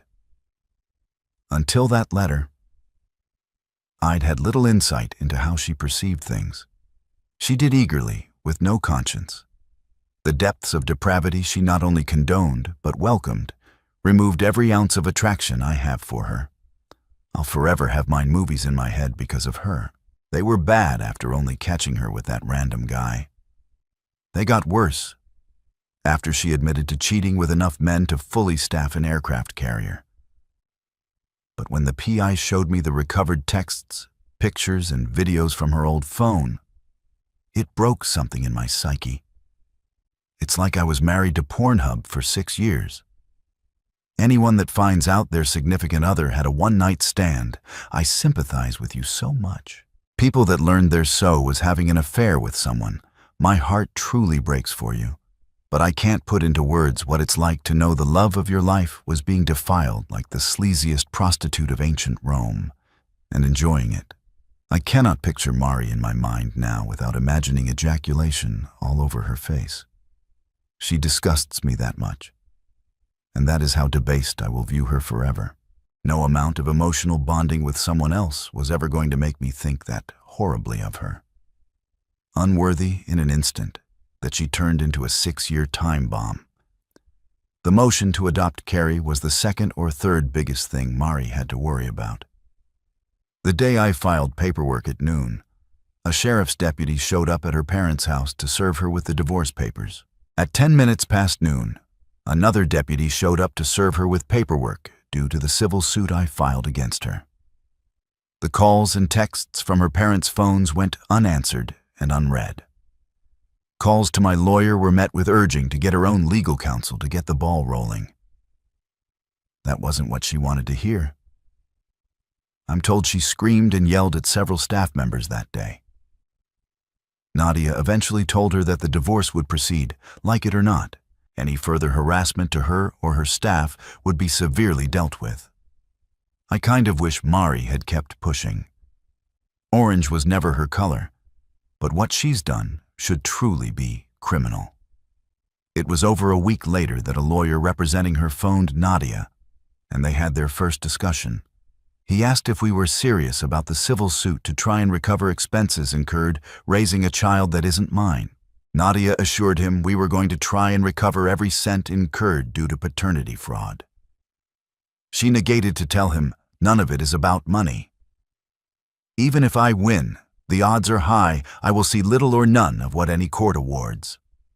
But if I win, it will be money coming out of any and every paycheck going to me until paid in full. It would be a costly reminder and punishment for what she's done. And even if I lose, she has to pay a lawyer to represent her, and that's more expenses she can't afford. He said he understood the vast majority of assets, including the family home, were mine long before we married. But he urged that we couldn't honestly expect to get custody of both kids, have her pay child support, and for her to live with no spousal support after a severe accident. Nadia told him his client had been unfaithful in the marriage long before the wreck, and that she picked a bad time to get caught. She informed him our goal was to make it as painful for Mari as possible. Her car was the only item of any value in her name that was in her possession, and she could keep it. Mari was allowed to keep her retirement savings as her own because my portfolio dwarfed hers. She wouldn't have even had that 401k without my urging. She put in the maximum allowed each pay period. She never had to contribute to any utilities. Buying her own car and paying her own insurance was her only expense. The rest of her money was her own. Now she gets to live on it. I know she's already feeling the financial pinch, and it's just going to get worse for her if I win the civil suit. Starbucks sales will plummet, but it has to be done. I just don't think she ever expected I'd go to the lengths I am. As far as cars go, I drove her car around for a few months after my car was wrecked, being the only thing of value that she owned. Adding mileage to the car was satisfying, even if it was petty. But I bought a beautiful new SUV and got my buddy to follow me in it as I drove Mari's car to her parents. I left the key in the mailbox with no idea when she'd be able to drive again. Given her past, I was sure she'd be on the hunt for a strange expletive as soon as she was able. I hope living with her mom and dad was making her feel young and free of responsibility. However, having random men come sleep over at her parents' house is just tacky. She would eventually need someplace classy to offer her genitals to strangers, like a 2020 Acura. I thought about donating her car to the local community college criminal justice department.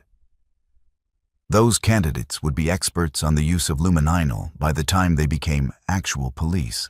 As warped as it sounds, the most satisfying thing about dropping that car off was the spare tire. It doesn't have one. Never did. That was a major point I gave her when she asked my opinion about purchasing the car. I remember her saying all sweet and cute she had me to call if she ever got a flat. It was all I could do not to leave a note under the trunk mat saying something like, "Bet you wish you had a spare now." But I'm sure eventually she'll get the message all on her own. A few days after the lawyers spoke on the phone, they met in person to discuss things. Her side wanted a meeting to discuss Carrie's situation, even if I didn't want to. I didn't want her putting up walls to prevent me from adopting Carrie. I agreed for our daughter's sake, and we met them at Nadia's firm. I was seated in the main conference room when Nadia walked in with opposing counsel and Mari. I had never truly understood what people meant when they said someone looked rode hard and put away wet until that moment. She looked horrible. For quite a few minutes, I thought my eyes were just deceiving me with some sort of blood rage, hatred hallucination toward her. It wasn't until Nadia gave me a side glance due to my ex's appearance that I finally knew I wasn't tripping. She'd lost weight to the point that the sides of her face were ever so slightly concave. She'd never been fat and shed the baby weight both times with ease. She looked like she had an appointment to get her mug shot taken in Florida. She'd cut her hair. It wasn't quite a Karen cut, but it was Kinesque. And it looked like it hadn't been washed since the wreck. I'm not sure what she could have worn that would have been flattering, but I swear I made sure she got all her clothes back, so nobody could blame me for that ensemble. The two lawyers discussed some things back and forth to start the meeting. I could feel Mari's eyes on me, but I didn't want to look in that direction. I wanted to convey hatred and scorn if I looked at her. When I finally glanced her way, I wondered where the beautiful girl I once knew had gone. Bullet dodged from beautiful to bag lady in 6 months. Now I'm just somebody that she used to blow. Thankfully, we began discussing Carrie to take my mind off of how rough she looked. They asked if there had been any attempt to find Carr's biological father yet. I told them nothing pertaining to that was going to take place until the divorce and custody issues are totally finalized. I then asked if she'd remembered any names that might lead us to baby daddy number 2. I felt trashy just saying it, and she didn't like hearing it. But truth is truth. She said no names from that time, and her life came to mind. I asked if she had any plans to block me from legally adopting Carrie. She insisted she wished I never had my name removed in the first place. She certainly wasn't going to try and keep me from putting it back. That was all I needed to know. Have a nice day. Drive safely. Nope. Before I could stand up to try and urge the meeting to end, Mari asked me, "Could you have forgiven me and taken me back as your wife after my first mistake if I confessed to it and swore on my life to never stray again?" She got me.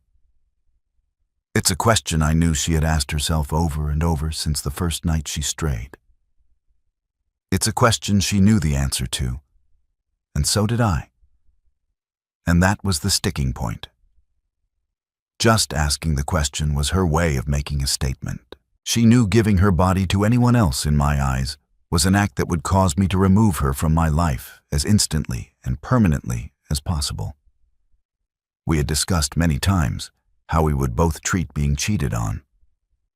I told her if I ever found out she cheated, I wouldn't listen to another word she ever said. The time to talk was before infidelity. Everything after is just noise, excuses, and hot air. After several minutes of silence, I reluctantly told her she already knew I would not have given her a second chance. Then I asked her if I'd had an affair, a baby with a random hookup, and brought it home 6 years later if she'd look after it.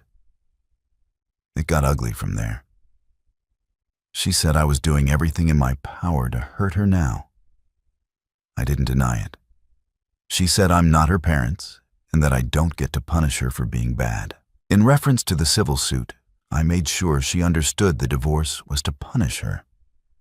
The civil suit was hopefully literal payback I was owed. She said I'd destroy the kids' lives to destroy her. I told her she looked like she'd been smoking meth. But after that accusation, I had proof. She started to cry and tell me she loves me. I just rolled my eyes because her tears now garner no sympathy for me and only make me want to treat her even crueler. I promised her the kids would always be well-fed and well-dressed, but made sure she understood I didn't care if she starved or had to wear sackcloth. At one point in my life, I would have done anything and given anything to make her happy. I asked her if my all wasn't good enough for her to be faithful, what more I could have done for her to not betray me. She said she betrayed herself. I yelled that she betrayed Carrie. I told her she betrayed everyone in her life. The lawyers calmed things down, and Nadia shared a proposed temporary visitation agreement with them, knowing which week she will have that will allow her to schedule doctor appointments better. I warned her that while it is none of my business what she does, nor do I care not to have any strange men around the kids. She said she hadn't been with anyone. I liked pointing out she told me that once or twice before. But she promised if that time came, she would shield the kids from all of it. I asked her if anyone other than Rebecca knew she had been unfaithful to me. She said she admitted only the kissing to her sister after the first incident. Her sister freaked and cursed her the hell out for 5 straight minutes. Mari knew she could never tell her sister how far she actually went, but no one but Rebecca knew about all the hookups. She asked if there was any chance of us getting counseling to see if things could work out between us. I asked her why I would want a marriage with a dead bedroom. She pointed out we never had a dead bedroom. I explained it was sure as hell dead now because I'd never touch her nasty ass again with a body count higher than company. Mari asked if I hate her. I'm not sure if that was a yes or no question. But with every fiber of my being, we have to suffice. So there's that. And that's essentially where we are. Just waiting for the divorce case to go before a judge. Civil case can't even go on a docket list until the divorce trial ends. The kids are doing well given the circumstances. They get to see both sets of grandparents more. If there is any positive in this mess, there is that. And yes, I know I have to let go of the hate. I am seeing a therapist. But it took me quite a while to find one I like. Even she acknowledges I have a lot of legitimate reasons to hate Mari. I'm not the kind to seek validation, but knowing my hate isn't irrational helps quite a bit. I know it isn't good for me. My new therapist is helping me vent and try to let go. I'm not very good at meditation, but it's new to me. My first therapist was okay for about 4 sessions. The first session is always essentially introductions, no matter how much you share on the paperwork. She seemed very positive at first, sympathetic yet encouraging. She assured me I was doing better than most at being a good dad, which was nice to hear. But when we started talking about issues in the past, before the cheating started, her tone changed. It's not a direct quote, but she kind of insinuated that sometimes we do things that hurt or irritate our partner. But they say nothing if those issues fester for weeks, months, or years. It's like a powder keg that we helped create. No, she didn't have a Belgian accent, but I do have enough pride and common sense to know that despite any and all my faults and mistakes, no part of me deserved what Mari did. Nothing I had ever done to her made even 1% of what she did to me righteous actions. So I got a new shrink. I tried a few therapy sessions with a guy. He could understand the feelings of emasculation in mind movies. He could grasp how it's all overwhelming. I just didn't feel comfortable with him. Thank God I'm pretty much all cried out. But if I have to talk about some emotional, I don't want to cry in front of a guy. Guys are for drinking, playing sports with, and fighting. We don't discuss why Gary's wife is emotionally unavailable to him and doesn't understand his love language. This guy doesn't anyway. Part of me wanted to give him more of a chance, but I didn't see us developing any rapport. If it makes me sexist, so be it. I just feel more comfortable in confiding in a woman. That's my preference. And I finally got a good shrink. She was the only daughter in her family with 3 brothers, which takes care of having some understanding of men. Her specialty is coping with infidelity and grief counseling. When I told her about the events that led me there, she used half of a box of tissues. She said she's amazed I'm doing as well as I am. Still not sure if that was meant as encouragement or genuine shock. I'm not institutionalized. I'll call my therapist Sarah for the purpose of this post. But she's helped me quite a bit just by listening. She says I'm difficult to read and that my outward appearance doesn't match my friendly personality. She noted that I use humor to diffuse tense situations and disarm people. I told her it ruins the fun if she calls me out on my BS beforehand, but she is figuring me out. She says I have to figure me out now. She was adamant she was there to help, but rebuilding my life and myself is going to take effort by me. I can't just pay someone else to do the work for me. I'm going to have to take stock and see how genuinely damaged I am. Repair what I can, amputate what I can't. It's going to hurt even more than I've already hurt. But I have to come to peace with all I've lost because it's not coming back. The kids see their own shrink. 40 minutes with each and then 40 minutes with the 3 of us twice a week. They've been doing great. The therapy is allowing them to come to terms with the inevitable. I was a little concerned how family therapy was going to go due to how I feel about their mom. I've been silent in sessions when they have expressed missing their mom or wishing we were all still together. I thought about showing them on the doll where Mari hurt me, but dolls don't have a soul. Sometimes I don't feel like I have one anymore either. I have gone out of my way to try to be sociable and lean on friends. But given what I have ahead of me, small talk feels too trivial. I know friends are tired of me venting. I would be. I've tried to not go on a rant, but the betrayal still eats at me. It's still always at the back of my mind. Then, of course, if we go out for drinks, they're pointing out this girl or that girl. Like, I know they are conventionally pretty, but I have no interest in getting to know them, and unlike my wife, the hygiene issues alone would prevent me from any hookup activity, even if given the chance. Rest assured, none of these young ladies has left any of the establishment suicidal because they couldn't bed me. The lack of interest was totally mutual. Nobody loses. But this hasn't just affected the way I look at women. It's changed the way I've looked at people. I feel like I'm second-guessing everyone's identity and sincerity. Before all of this, Mari was someone I truly admired. It makes me question the other people in my life, both male and female, that I've admired over the years. She hasn't made me a misogynist. She turned me into a misanthrope. Despite any shame or guilt she feels for what she's done, I know carnal activity again with the next guy will be easy for her.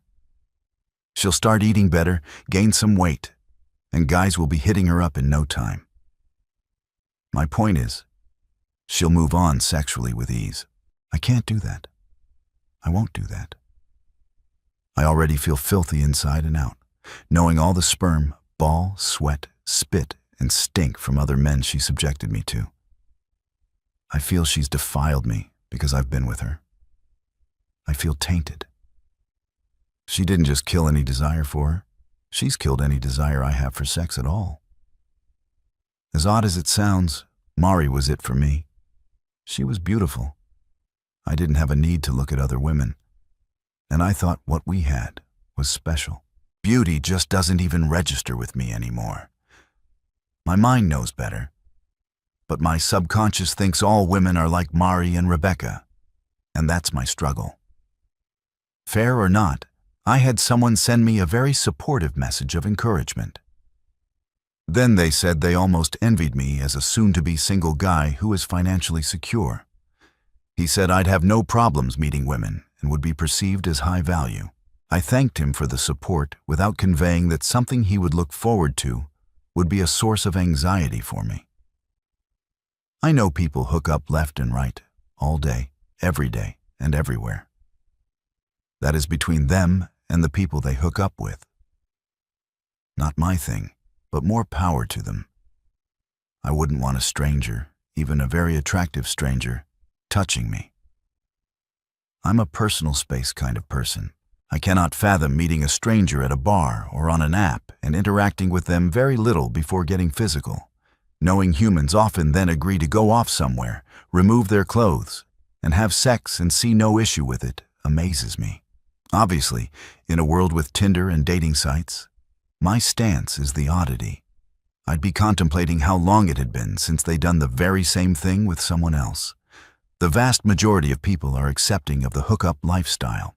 Mari's hookup numbers wouldn't be all that abnormal for the typical single woman these days. And I think most guys would behave that way if they could. I couldn't and wouldn't. Plus, obviously never wanted to be with someone who ever has. Part of me feels Mari wasn't forthcoming about her infidelity just to spite me for what she knew would be my stance.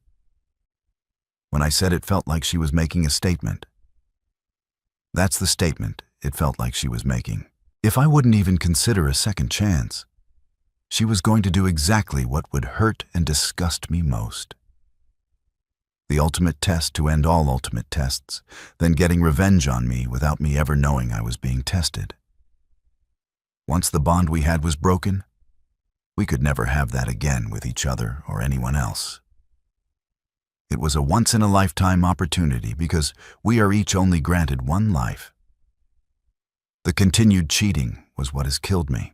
If she had just admitted to what she'd done and we divorced, I just might have been able to pick up the pieces and eventually give someone else a chance.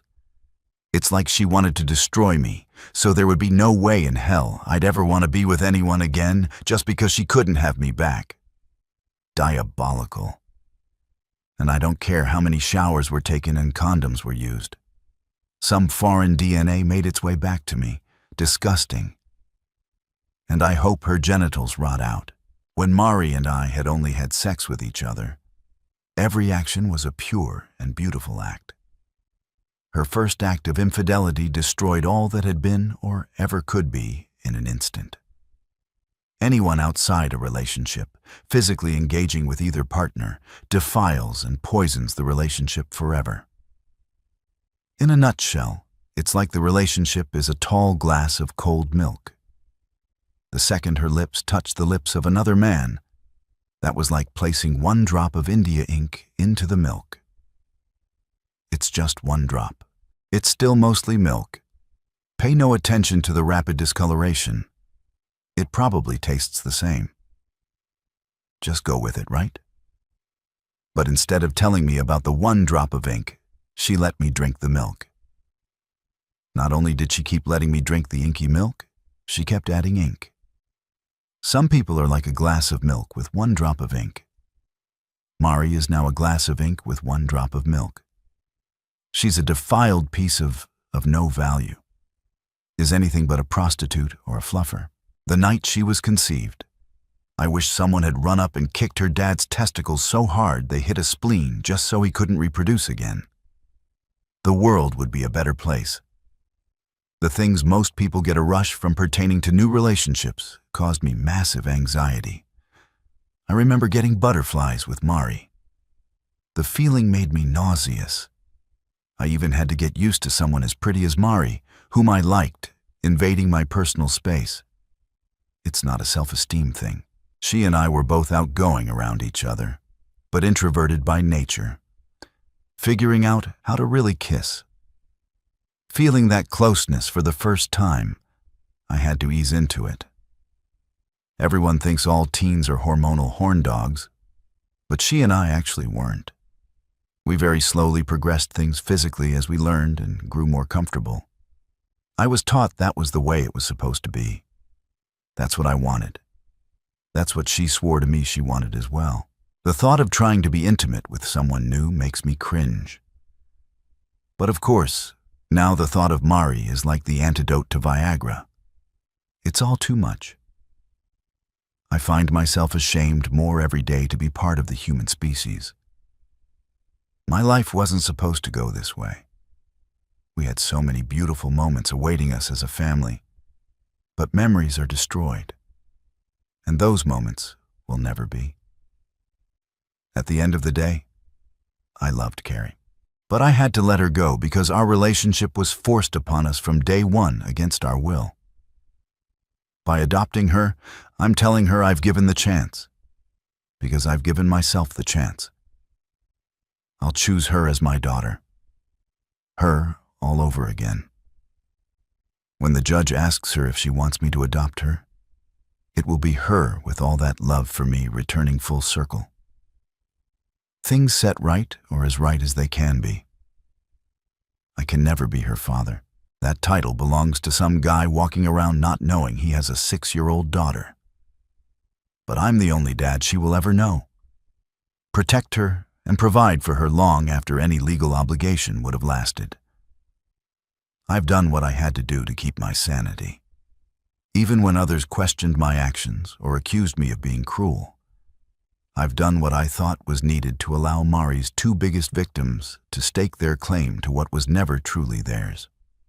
I've made mistakes how I've handled things. I won't know they were mistakes until much further down the road, but I've done my best. I will try to do another update when I can, once more issues are finalized. I apologize for the lapse between updates and the length. I will try to do better on both as I and the kids press forward together. Peace and thanks to all. In an attempt to fulfill my promise to update more often with shorter posts, this will hopefully accomplish both. My apologies if any of my previous posts caused eye strain or an aneurysm. I assure you all that was never my intent. Someone asked in the comments of my previous post about Rebecca and if I've had any interaction with her. Just so no one has to go back and read that response, I will explain where things stand here as well. I have not seen or communicated with Becca at all since that fateful morning. I do not know how prominent she now is in Mari's life. I don't know if they have had any contact, but would imagine they have. The kids have not mentioned Rebecca at all. What they tell me is the extent of what I know, which isn't a lot. However, a few weeks after all hell broke loose, I confided in an old friend exactly what was going on. I chose the friend I did because his wife is a notorious gossip. She too is a good friend of mine, so I didn't feel any guilt for using one of her negative traits for my benefit. To those that don't know, Becca owns her own salon that employs 9 people besides her when fully staffed. Since word slowly spread through the friend group, 2 stylists have left Becca's salon. I cannot know if they left for greener pastures or as a protest for her role in my marriage failing. But I can hope. When things are finalized, I will be airing her dirty laundry freely and often. If that causes some people to not want to work for her or visit her salon, that's great. But I will have to wait to verify if my actions bring her any misery. One thing of note is that I ran into Mari's sister in the grocery store. She hugged me and apologized for her sister's stupidity and immorality. I have no doubt many here would have told me to have no contact with her since she is of the enemy camp. But I've always liked Mandy and her husband Doug. So, I invited them over with their children to enjoy the pool. We cooked out, and Doug looked after the kids in the grill while Mandy and I talked. We made every attempt to not let any of the kids overhear our conversation. Thankfully, they were all distracted by the pool and plenty of good food to let us talk at length. To make a long story short, Mari's family knew she cheated on me with more than one man. But Mari blew smoke up their collective asses when it came to any admissions about body counts. Mandy and her parents were told Mari had a couple of short-term affairs after Michael was born until she got caught. When she used the term a couple, I asked how many. Mandy considered a couple to be 2 or 3. I went and got the folder containing just text exchanges between Mari and guys she'd sexted for Mandy to view. As she perused through the pages, I explained we were able to verify 47 different guys Mari had engaged in sexual activity since Michael was born. I made sure to explain that those 47 were just the tip of the iceberg, since we knew she had often arranged ones via various phone apps. Mandy didn't know what to say when she heard Mari's verified body count. She wanted to immediately call her parents to inform them and to curse her sister out. Marie's lack of being forthcoming about the number of men she cheated with was enough bad news to wrap her head around. Then I put 2 and 2 together and realized nobody in Mari's family had yet been told I am not Carrie's father. I'm not sure who was more pissed off about that fact, Mandy or me. But Doug had to stop grilling to attend to his wife due to the tears she couldn't hold back. She walked around to my side of the picnic table and gave me a hug as she told me repeatedly she was so sorry. Doug was stunned. He gave me a pat on the back after making sure Mandy was okay and told me we'd go out for drinks later that week. My soon-to-be ex-wife may be a piece of dog, but her family and the people that married into that family seem to be as good as gold. But I will continue being cautious about how much trust I allow. I filled her in on what actually happened that morning and how I came to find out paternity results. She was stunned, to say the least, when she told me she wished I'd punch Becca squarely in the nose. I had to ask Mandy's opinion of Becca. Mandy said she never liked Rebecca, even as kids. Mandy is 4 years older than Mary, Becca, and me. She was a senior when we were freshmen in high school. Mandy said that more than once she caught Becca stealing makeup from her room, but was unapologetic. She said she despised Rebecca because she'd always been manipulative and loved causing drama for others. She even told me she tried to be a big sister role model for Becca, especially after Rebecca's dad divorced her mom. But Mandy said she'd always been an ungrateful little who wouldn't listen to anyone. I asked if she knew Mari actually wanted Becca as her maid of honor. Initially, she never said yes or no, but the profane stream of consciousness let me know she was unaware. I filled her in on things Mari had told me via letter and in the company of attorneys. She was as shocked over Mari's reasoning as much as anyone. She stated their parents hadn't raised them to be like that. She said her sister had declared she never wanted to be with anyone but me long before high school. I'm not sure if that means Mari was deceiving herself from a young age or feelings changed. I just know humans cannot truly love someone and offer their body freely to others.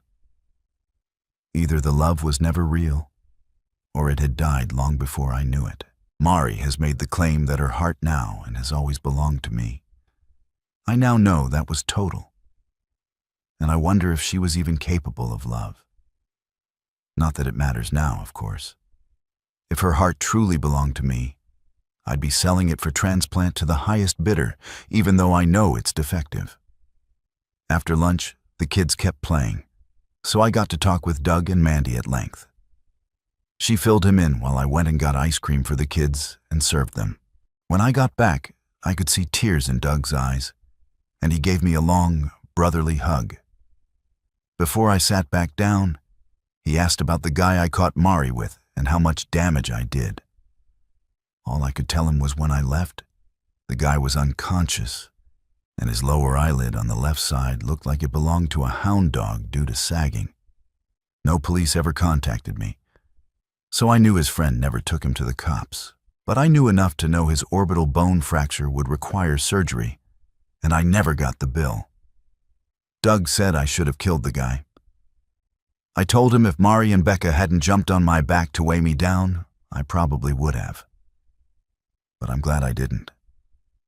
Doug asked if anyone had any idea who Carrie's father actually is. I explained the soon-to-be ex had around with far too many guys to know.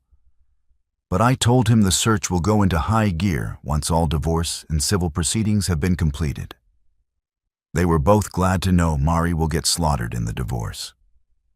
They were both glad to know that therapy for all three of us had helped tremendously. When I told them I was anxious for Mari to start working again so she could pay child support and whatever civil fine she ended up owing, they laughed. Doug said if paternity fraud was a crime, Mari would get the death penalty.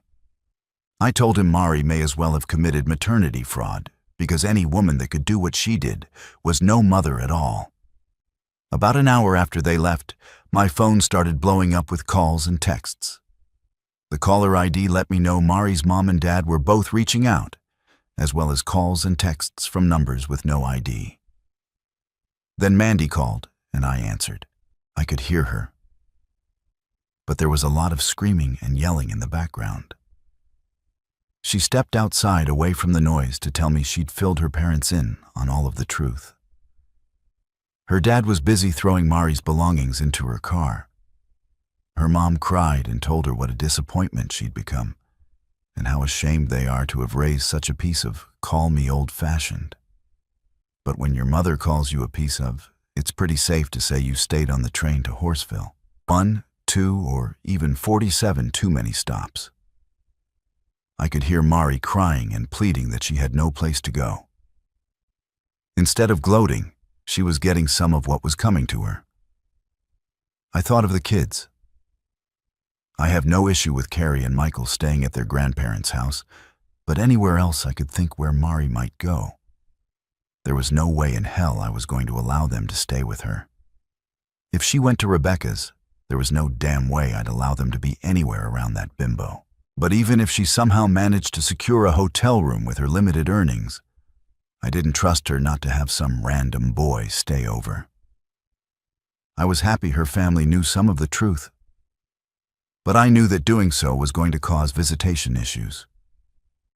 Yet, if she didn't find a stable and safe place to stay, I knew the court wouldn't allow any form of unsupervised visitation. Getting to see her kids with supervision for an hour or two every other weekend was going to hurt. But it was a grave she dug for herself with lies and a hellhole vagina. If it meant a homeless shelter or the actual gutter itself, I didn't and still don't care. Mandy and I were still on the phone when I heard Mari come outside and ask if it was me on the phone. Mandy asked what I wanted her to tell Mari. I probably shouldn't have said the truth because Mari snatched Mandy's phone and began to plead with me. She asked why I was so intent on destroying her life. I simply replied because she destroyed mine. She urged I could have my life back if I just forgive her. I told her that life was over and never actually existed due to her lies again. She lied and swore she loved me. I told her, in a not-so-eloquent way, that the only thing she loved in this life was herself. and she insisted none of them meant anything to her. I told Mari they all meant more to her than me or her family's security, or she wouldn't have risked it all over and over. She asked why I had ratted her out to her sister and parents. I asked why she had been honest with them about everything, especially about me not being Carrie's father. She cursed at me and said, "I'm her father."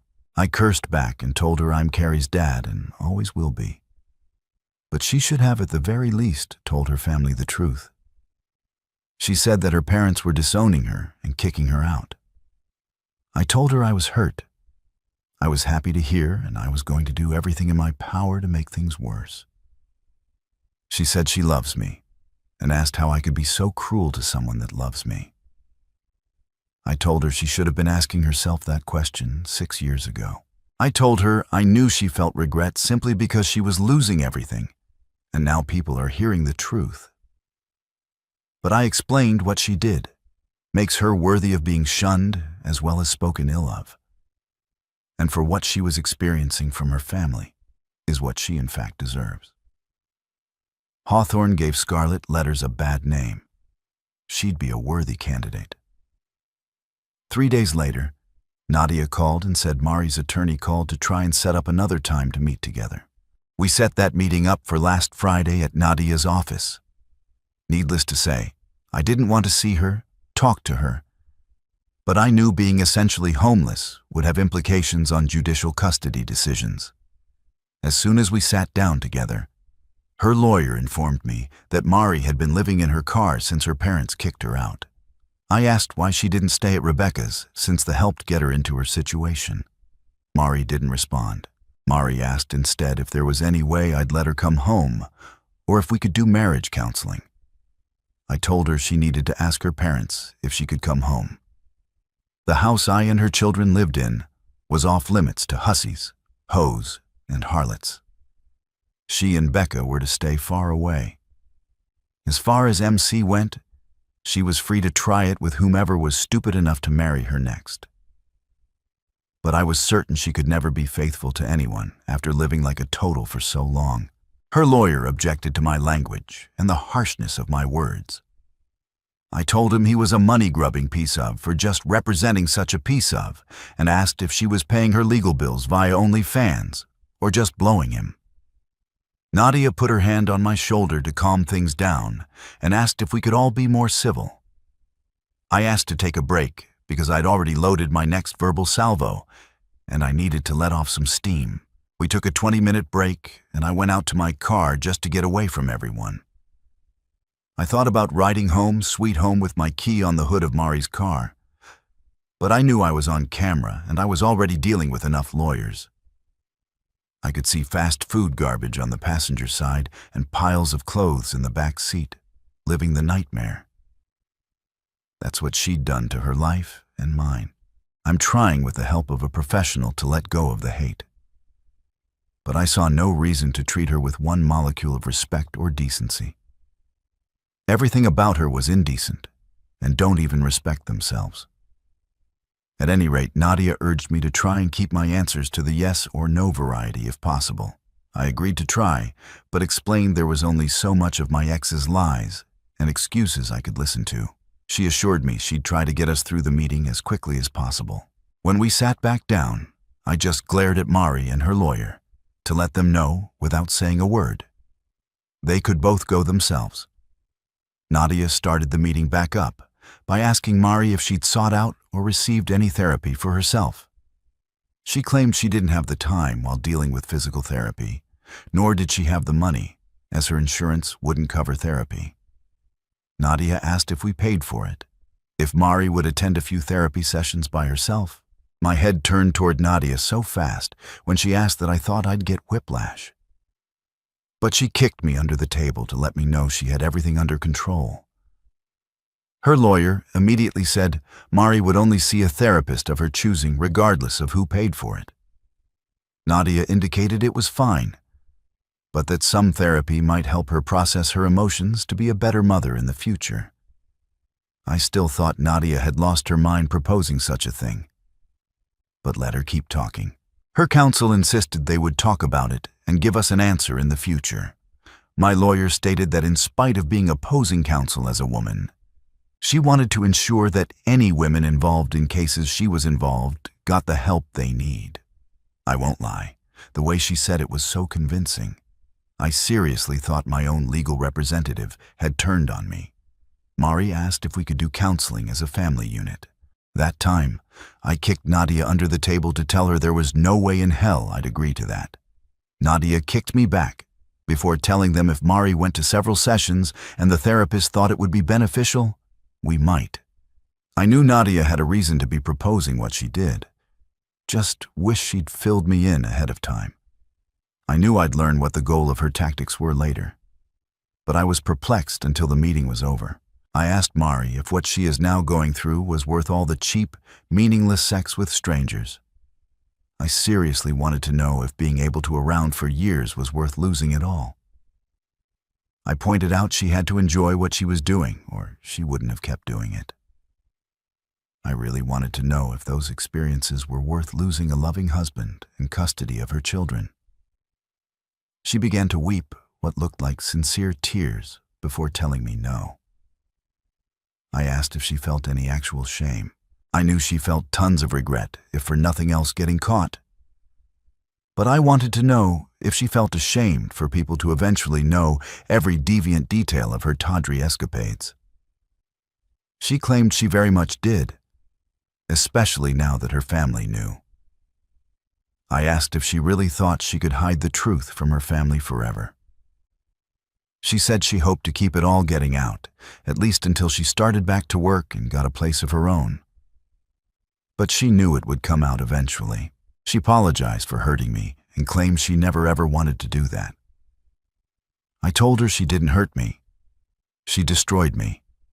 I told her every single day, all day long, I feel pain. It's in my soul, but I can feel it in my joints, my muscles. But Advil brings no relief. My heart is so broken that when she poisoned my soul, it seeped into my appendages. On a good day, I feel numb. On a bad day, the tension fills my body. Depression causes physical aching sometimes, and some days I wake up feeling sore for no reason. She cried hearing me express the pain her actions were making me endure. I told her to tell me what I ever did to justify her betraying me so thoroughly and cruelly. She just cried harder. I asked her what she thought she deserved for me in life. After the things she'd done, not what she wanted. What she thought should happen to someone who literally her life away. She began to bawl. I was sick of the tears and lack of answers. I was done. The meeting ended with Mari's lawyer trying to get her out of the office as she repeatedly asked me to forgive her. I kept telling her to go home and drive her home somewhere else because we were done talking. When they finally got off of the premises, I made Nadia explain why she'd proposed I pay for Mari to see a shrink. She explained doing so would be seen as a favorable act by the court. But Mari was clearly unstable and not coping with life very well. If a professional recommended or insisted she needed to be hospitalized for her own good, well, say, lie. In a distraught state, it is very easy to get yourself institutionalized, at least overnight. Allowing her to see a professional might get her some help, but it also might help us when they see how frazzled she's become. She deceived me for more than 6 years about my entire life. I feel no guilt in not revealing my true intentions of why I actually want her to see a shrink. If she thinks family therapy is a possibility to get her to go, so be it. Mari is good at digging her own grave. I hope that continues. Yes, I realize this was by no means a short update, but it was as condensed as I could make it. The kids are both doing well. Michael is playing baseball as a pitcher. Since he's the tallest on his team, he does well from the mound and played even with a larger strike zone. I'm taking him along with Doug and his 2 sons to see the Sox play the Tigers next week. Miss Carrie is as beautiful and sweet as ever. She loves the pool, and it's been great having friends over with their kids to enjoy it. I want to raise 2 kids that are too busy with life to have their nose pressed against a phone that may warp them to the point they feel out of place in society. But they'll be my warped kids. Thanks to all for the kind words and support. Every day seems like it brings a new challenge. But knowing I have so many who have my back means more than words can express. Peace and thanks to all. A few people got the idea. Mandy and her parents knew Mari had cheated on me before I knew.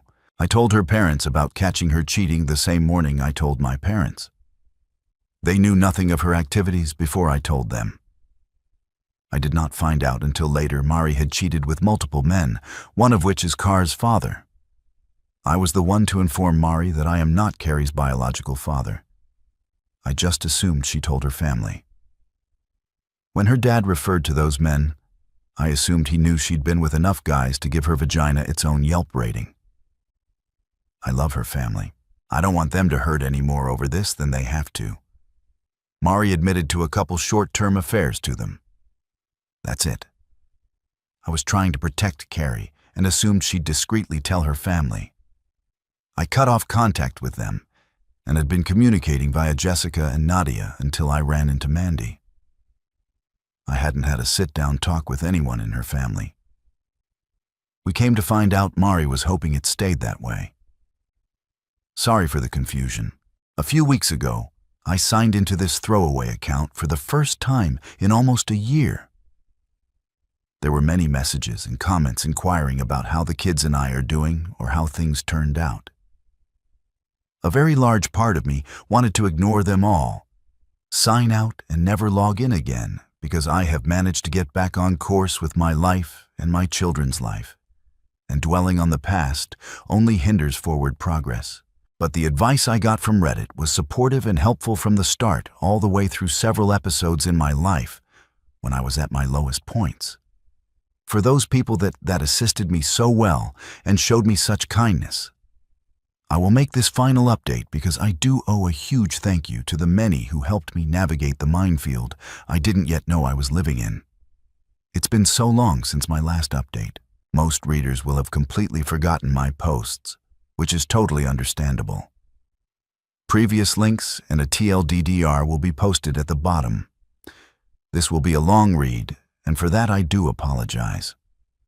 But much time has passed, and many events have occurred to the point where this can't be explained in 2 or 3 paragraphs, because things have now been finalized beyond on what I ever imagined or intended. When I last posted, my soon-to-be ex-wife, Mari, had been kicked out of her parents' house for neglecting to tell them I am not the biological father of our daughter, Carrie. I had informed them I'd caught their daughter cheating the same morning I told them about our wreck. However, she had not revealed to them that the guy I caught her with was just one in a long line of men with whom she cheated. Mari had been forced to live in her car because she had nowhere else to go after being disowned. Meanwhile, I was in the process of attempting to legally adopt Carrie after having the court adjudicate I am not her biological father. And my attorney, Nadia, was attempting to get Mari to see a mental health professional of her choosing in the hopes it might benefit me. Nadia recommended 2 local psychiatric practices to Mari's lawyer, saying we'd pay for her sessions or she could choose any other therapist she wished to see. I had some major misgivings about having to pay for the sessions or doing anything that might actually benefit Mari. If you learn nothing else from my experience, take this advice to heart. Love them or hate them, always listen to your lawyer. To make a long story short, Mari chose a local psychiatrist who instantly recognized she was mentally unstable. For her own well-being, she committed Mari to the local hospital psyche ward overnight for observation. That overnight stay became many months under psychiatric care in hospitals. Due to confidentiality rules within the medical field, I never heard her actual diagnosis. But her attorney said each time he saw Mari, she was heavily sedated and out of it.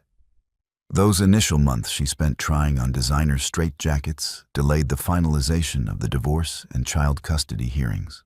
However, Since Mari was not contesting and her counsel could stand in as her representation, there was no delay in my attempt to adopt Carrie. As sad as everything had recently been for me in my life, hearing that judge question Carrie and listening to her responses made me so unbelievably happy. Carrie didn't know she had ever been declared not my daughter by the court at my behest. So, it seemed funny to her for the judge to ask if she wanted me to be her daddy. I was so proud of her, though she couldn't understand why. She was just happy when I told her I loved her as she hugged me as her adopted father for the first time. I was glad Michael was also there. But even more grateful Mari wasn't. Neither Michael nor Carrie really had any understanding of what the hell was about. But Carrie is now legally my daughter, even if we share no DNA. When I saw Mari cheating, it instantly removed all love I ever had for her until I was able to reunite with Carrie. I was so up, afraid that because of what her mother did, I would lose all love for her as well, or resent her.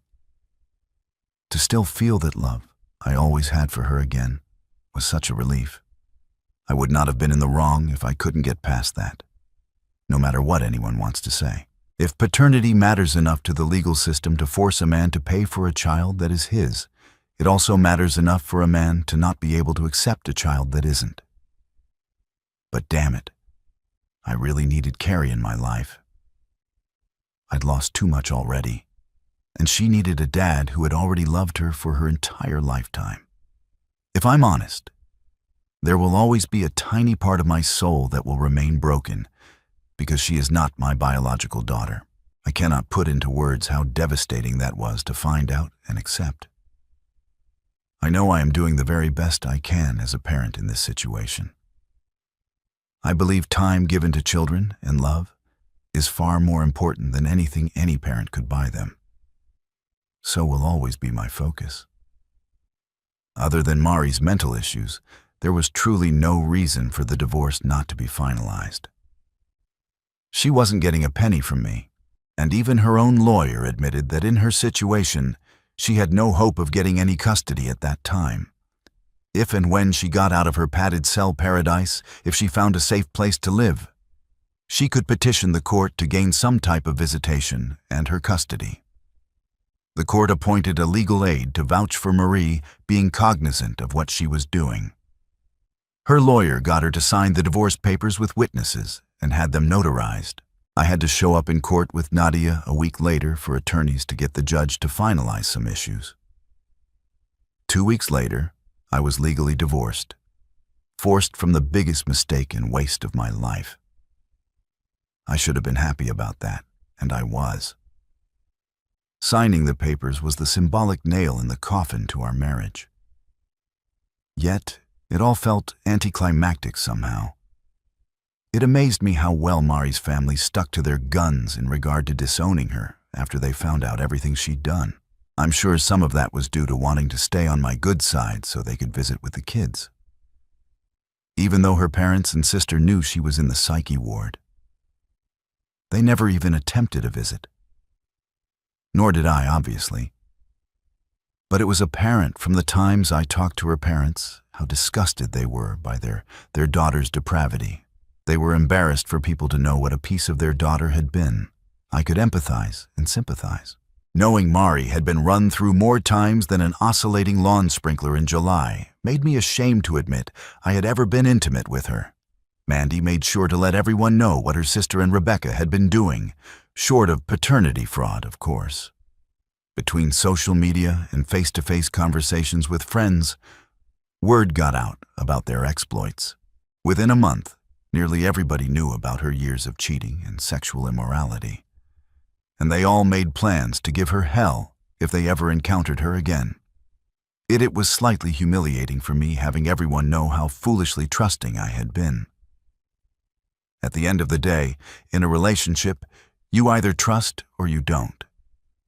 And she'd never given me a single reason not to trust. It wasn't until a few months before I caught her that I even considered she could ever cheat. In hindsight, a few red flags were missed, but she covered her tracks well. I should have put an end to the girl's nights out, obviously, once her depression subsided, just out of principle. But that night she stayed out all night was the first and only time that had ever happened. Before she'd call if she was going to be 15 minutes late, which was extremely rare. I was actually worried because that was so unlike her, and I wanted to make sure she was safe. I know many people probably think I'm an idiot or blind for not knowing for so long. By keeping things strictly sexual and limiting the number of encounters with each man, she never developed any trails to follow. She wasn't glued to her phone or protective of it. I never felt the desire to snoop. She portrayed herself to be the beautiful, loving wife and mother. I wasn't the only one who was deceived. Many friends have told me face to face they were shocked to know she was cheating and would have told me if they'd known. They had no idea any more than I did.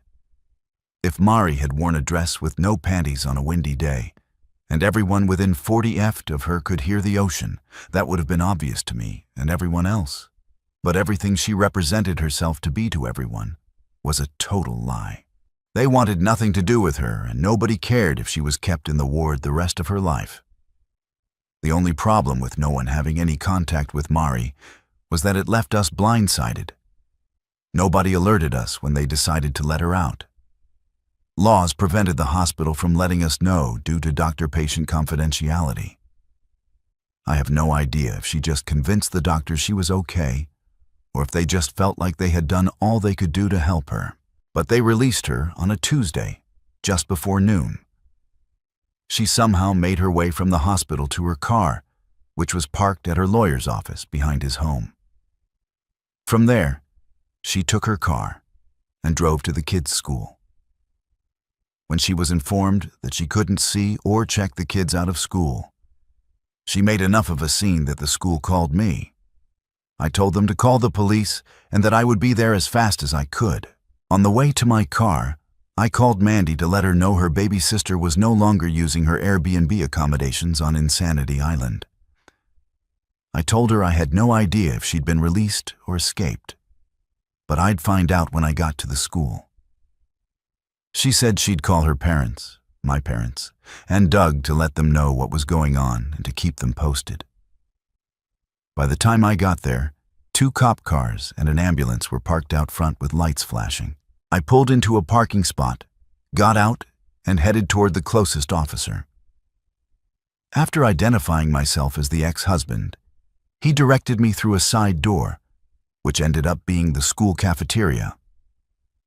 I was relieved to learn no one had alerted Michael or Carrie to the drama in the front office, and school had not recessed. The police had Mari seated at a cafeteria table, and she tried to stand when she saw me demanding to see her children. They kept her from approaching me, and I asked if they had checked with the hospital mental health ward to see if they had released her. The police informed me that while the hospital couldn't release certain information without a warrant, they had released her under her own cognition. Mari started crying and demanded to see her children. I told the cop I had full custody and there was no way in hell they were seeing her in such a frantic emotional state. She yelled at me that she wanted to see her children. Yet again, I told her to go have her lawyer file paperwork for visitation. But unless I saw an evaluation from some mental health professional telling me otherwise, she was an unfit parent and a manic mother. She said the kids are the only 2 people alive that still have any love left for her. I told her that was probably true, but they're just kids and they don't know any better. The cop laughed, then managed to regain his composure. She tried to come at me. He held her back. She said she hadn't seen her children in months, and that they were the only thing that got her through her time in lobotomy land. I explained I really didn't give a damn about her struggle to cope with the consequences of her own actions. But there was no way in hell I was subjecting our children to her lies and drama that day. I told the cop I wanted to file a restraining order on her to stay the hell away from me and the kids. He agreed to file the initial paperwork on my behest, but that a judge would have to determine if one was needed and sign it. He then explained to Mari, since I was not going to allow her to see the kids, they had already talked to the principal of the school. She needed to leave immediately and not come back onto the premises until she could show a court order granting her partial custody. To my surprise, she didn't make an even bigger scene. I guess she realized nothing she could do at that moment would get her what she wanted. She grabbed her purse and keys before being escorted by an officer to her car. She got in and drove away, while the other cop and I filled out the RO form on his tablet and talked with the principal. Soon enough, the kids got out of school, and I loaded up Michael and Carrie to take home. I was about 2 miles from the school when I thought I saw Mari's car pull out from a fast food restaurant just after we passed by. I took the next right and the next right and the next right, until I was on the same street we'd been on. I could see Mari's car up ahead and sped up to and figure out what she was doing. She was oblivious to the fact I'd managed to maneuver my way behind her. It was obvious she was looking for someone, and that very person was observing her. The kids didn't even recognize her car ahead of them.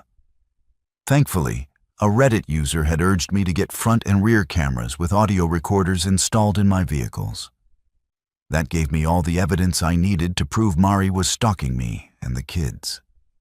Even after being warned by the cops to stay away, I went straight to the police station and showed the magistrate footage of Mari waiting for us to pass by, pulling out and then losing us. She assured me the evidence would be submitted to the case judge, and I should hear I've been granted the restraining order sooner than later. In 2 days, while I was at work, I got a call from the police saying the restraining order had been filed and served that morning. They told me she was to stay 200 YD away from me and the children at all times. She was forbidden from contacting me or the kids in any possible way, except via her attorney to my attorney. I was directed to immediately call the police if she did anything to break the arrow. I felt some relief that at least I had the law on my side, but I fully expected her to ignore the restraining order by trying to contact me or with the kids. To my surprise, nobody heard anything from Mari. Her sister said she had not tried to contact her or her parents. I fully expected her to seek out some type of free legal assistance to file for partial custody, but no one ever contacted Nadia. 2 months went by, and honestly, the longer we went without hearing from her or about her was a bit unnerving. But about 3 months ago when I got home, there was a large manila envelope in the mail. The address was handwritten, and the return address only said Sydney, Australia. The voided stamps were Aussie. I truly couldn't imagine who had sent the envelope or what. But inside was an extremely long letter from Mari explaining where she was and assuring me she wouldn't be coming back. I was stunned when I got the letter, considering the postmark from so far away and who it was from. The things she said in the letter probably left me even more astounded by her evil hedonistic rationale that allowed her to sleep at night. Her maniacal manifesto filled in many of the gaps about what she'd endured and what led her there. She explained that she essentially had a nervous breakdown during her initial therapy session. Pretty much the first 2 months she was hospitalized. She was heavily sedated and on various antidepressant and antipsychotic medications. She said for the longest time when she got there, she just wanted to die. Via therapy and by going to group discussions, she talked through her issues in an attempt to understand why she did what she did. She said the other patients in the group discussions kept looking at her like she was a complete dumbass for throwing everything away. They'd come from broken homes, abusive relationships, backgrounds with substance abuse and violence. Her life had been as easy as pie compared to their life struggles. When it finally clicked in her warped little mind how badly she'd screwed up, and that none of her old life was coming back, she had another breakdown. Her first breakdown was due to facing her past, the second due to facing her future or lack thereof. She went on to explain her feelings of loss and heartache in some half-ass attempt for sympathy. Mari had the audacity to claim that the morning I caught her cheating. What upset her was knowing I instantly didn't love her anymore and never would again. She claimed over the years whenever she felt guilt for what she was doing, she rationalized it by telling herself, I wouldn't love her if I knew what she was doing. And she wanted me to always love her. She was right. It instantly killed all I ever had for her the moment I saw her naked with another man. She said to know I truly no longer loved her broke her heart, because despite all that she did, she still loved me. She swore just because she'd had sex with all those men didn't mean she ever loved me any less. I'd hate to know how she would have treated me if she'd hated my guts. She had the audacity to call me her best friend and soulmate. She had no desire to have any romantic connection with anyone but me. She said having men openly tell her they wanted to do nothing more than her brains out and giving herself over to her primal instincts without a care in the world about consequences was such a rush. She confessed that after cheating a few times, Becca convinced her humans were never meant to be monogamous. She said she would have been more than willing to allow me to have sex with other women. But she knew I'd never want that. She said being able to hook up with some guy she met at the store and be home to make dinner made being just a mom and wife feel less hopeless and mundane. She tried to quantify that I somehow benefited from her having other sexual partners because it taught her to be a better lover when she was with me. I would have far preferred a completely dead bedroom than being married to a wannabe sorority with a vagina stamp of the word next and an arrow pointing down. And what kind of guy would stick his dick inside any woman that gave it up that easily? Those guys are just worthless too. Next time, go break one off instead of helping to break up a family. Call me old-fashioned. And I'm sure a lot of people that have read my story have called me that and far worse. But if you feel you need to explore your sexuality and be wild, that is your decision. You are completely entitled to do it. It seems today very few don't live their lives that way. But the time to explore and hook up is long before you have children. The time to do that is way before you marry. And it's sure as hell long before you reach the point of cheating on your husband. With so many men, you give birth to some stranger child and tell your husband he's the father. However, if by going out, being wild, and exploring your sexuality turns you into someone or something only the most heart of desperate man would ever consider making a commitment to, so be it. If at any point while we were dating, Mari had told me she needed to break up so she could go get pipe laid by random plumbers she just met, I would have been totally fine with it. That would have told me she lacked the morality, loyalty, and trustworthiness I wanted in a wife. If she'd revealed who and what she was when we were dating, it all could have been avoided. I would not have cared one iota who or how many men she had sex with as long as I wasn't one of them. She was either always unworthy of my time and love, or became unworthy via her unforgivable, filthy actions. But just as she can't unfuck all those men, I can't go back in time and keep her out of my life. Words be damned. Her actions have proved she is unworthy of anyone's time and certainly not love. She will end up a last call lay at some dive bar down under, allowing anyone drunk enough to still find her attractive to get their rocks off for 15 minutes of companionship. She wrote how much it broke her heart to get the petition notice that I was having my name removed from Carrie's birth certificate. Mari said she understood I couldn't even stand to look at her anymore after what she'd done. And our daughter was just a reminder of that.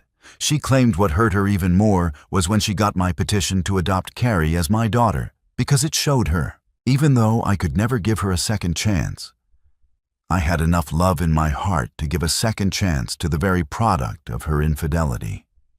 She said she struggled with feelings of being jealous of her Carrie, knowing her kids would grow up receiving all the amenities she took for granted killed her, frankly. Her words spoke volumes about how truly self-centered truly is. She couldn't think of me and put me first. She couldn't even do that with her own children, yet She hated knowing huge moments of her kids' lives would happen without her around to see them. She imagined pictures shared on social media, reminding her of what she was missing, and feeling like she'd been stabbed through the heart.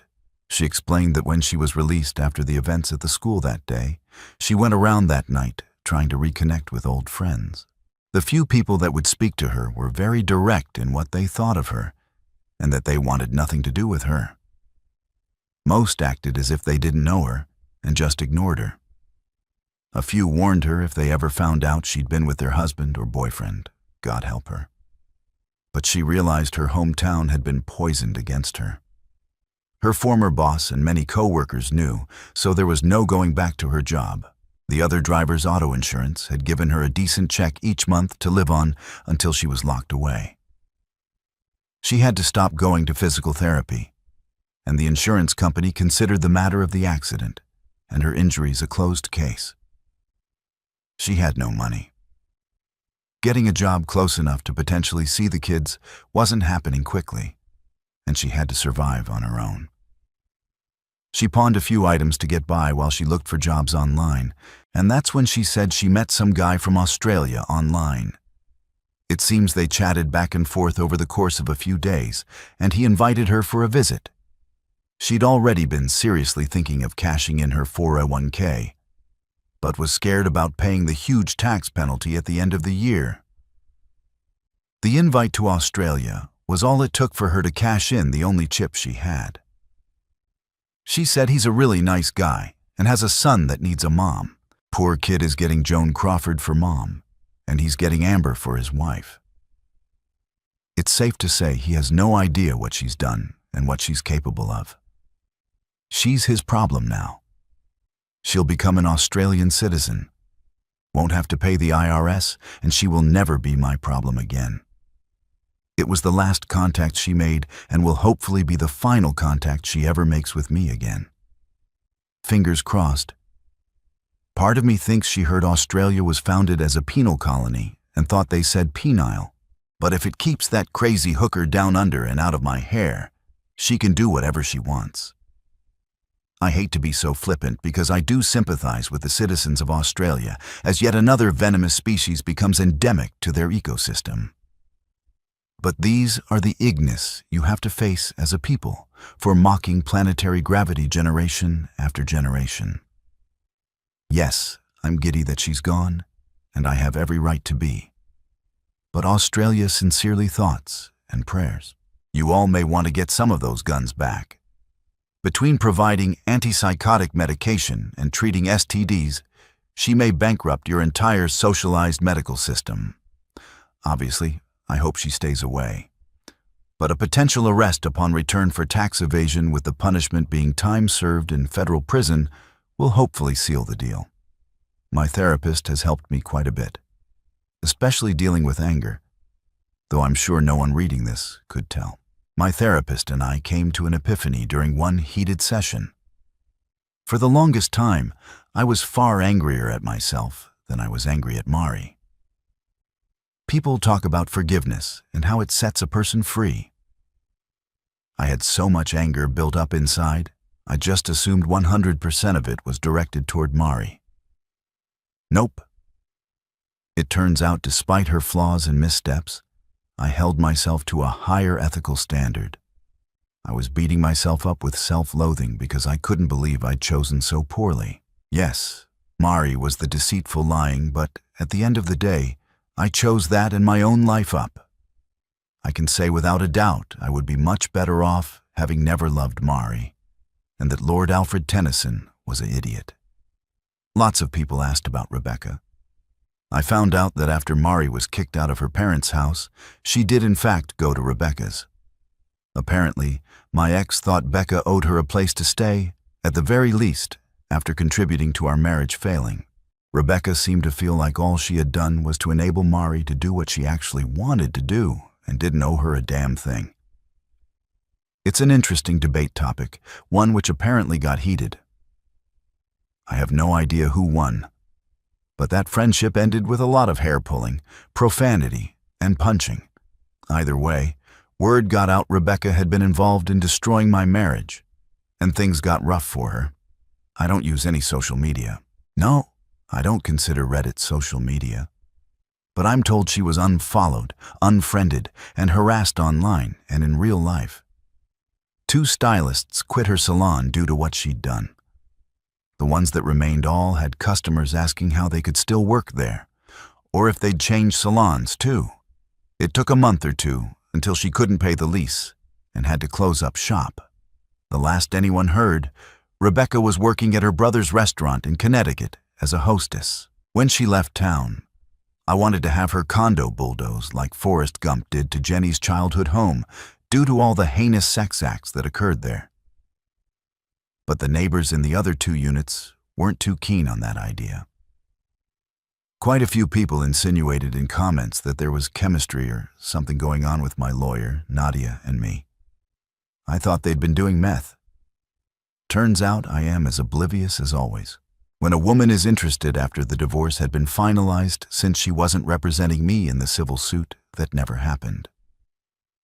I went for drinks with her and several others in the practice to celebrate. As others left one by one, she said she had to talk to me about one more matter before I left. I assumed she was going to ask for a good review on the practice's website or something. She surprised me by telling me after working on my case, she truly appreciated how loyal and dedicated I had been to my wife and still am to my kids. She admitted over the course of the divorce she'd grown attracted to me, but couldn't say anything as she had been my lawyer. She confessed I was very hard to read, and she couldn't tell if I had any attraction toward her at all. But she knew a good man when she saw one, and she was going to shoot her shot. It was flattering to hear, especially after you've learned you weren't enough for your wife not to cheat with enough men to field 5 football teams. And Nadia even told me long before I gave her a well-deserved huge bonus check. So, as distrusting as I am, I think she was being sincere in what she said. She just told me if I ever wanted to go out and have a drink or talk to give her a call. Nadia is a beautiful woman. I don't think any guys could refute that except for the visually impaired ones. She's brilliant, genuinely talented. She has her together. It's pretty obvious she goes to a gym quite frequently. Lawyers like to look good in the courtroom, and she dresses classy, sexy, which the gentleman in me appreciates. At one hearing when she came into court in a pinstriped suit, I'm fairly certain the judge would have granted me custody of his kids after he saw her. Even as jaded as I might have to admit, she would be a fantastic catch for any guy she chose to date. But for me, that or any other juice is just not worth the squeeze. I already know I would subconsciously judge her for her past, which she certainly does not deserve and could do nothing about. And unfortunately, any women I felt an inkling of interest in would be subject to that same unfair judgment. I had plenty of dudes message and urged me to go on a dating app and hook up with some random just to get past the fact that Mari is still the only woman I've been with. Sorry to the guys that will be disappointed to hear, but I could never do that. A friend showed me the local Tinder prospects. I will not be downloading the app. If I had any desire to get banging my second bedpost notch out of the way, as one message suggested, I would have gone the naughtier route. It pisses me off knowing Mari took something I used to really enjoy and removed that activity from my life forever. Now, just thinking back to our past moments of intimacy makes my skin crawl. Knowing she was doing those very same things and far more debased with many other men. In the eyes of most people in Western society today, the fact I've only been with one woman would either make me a praise or hard up. Yet I feel as filthy as a Victorian AOL London streetwalker just to the knowledge I've had sex with Mari. She took everything that made sex special to me and made it impossible for me to experience again.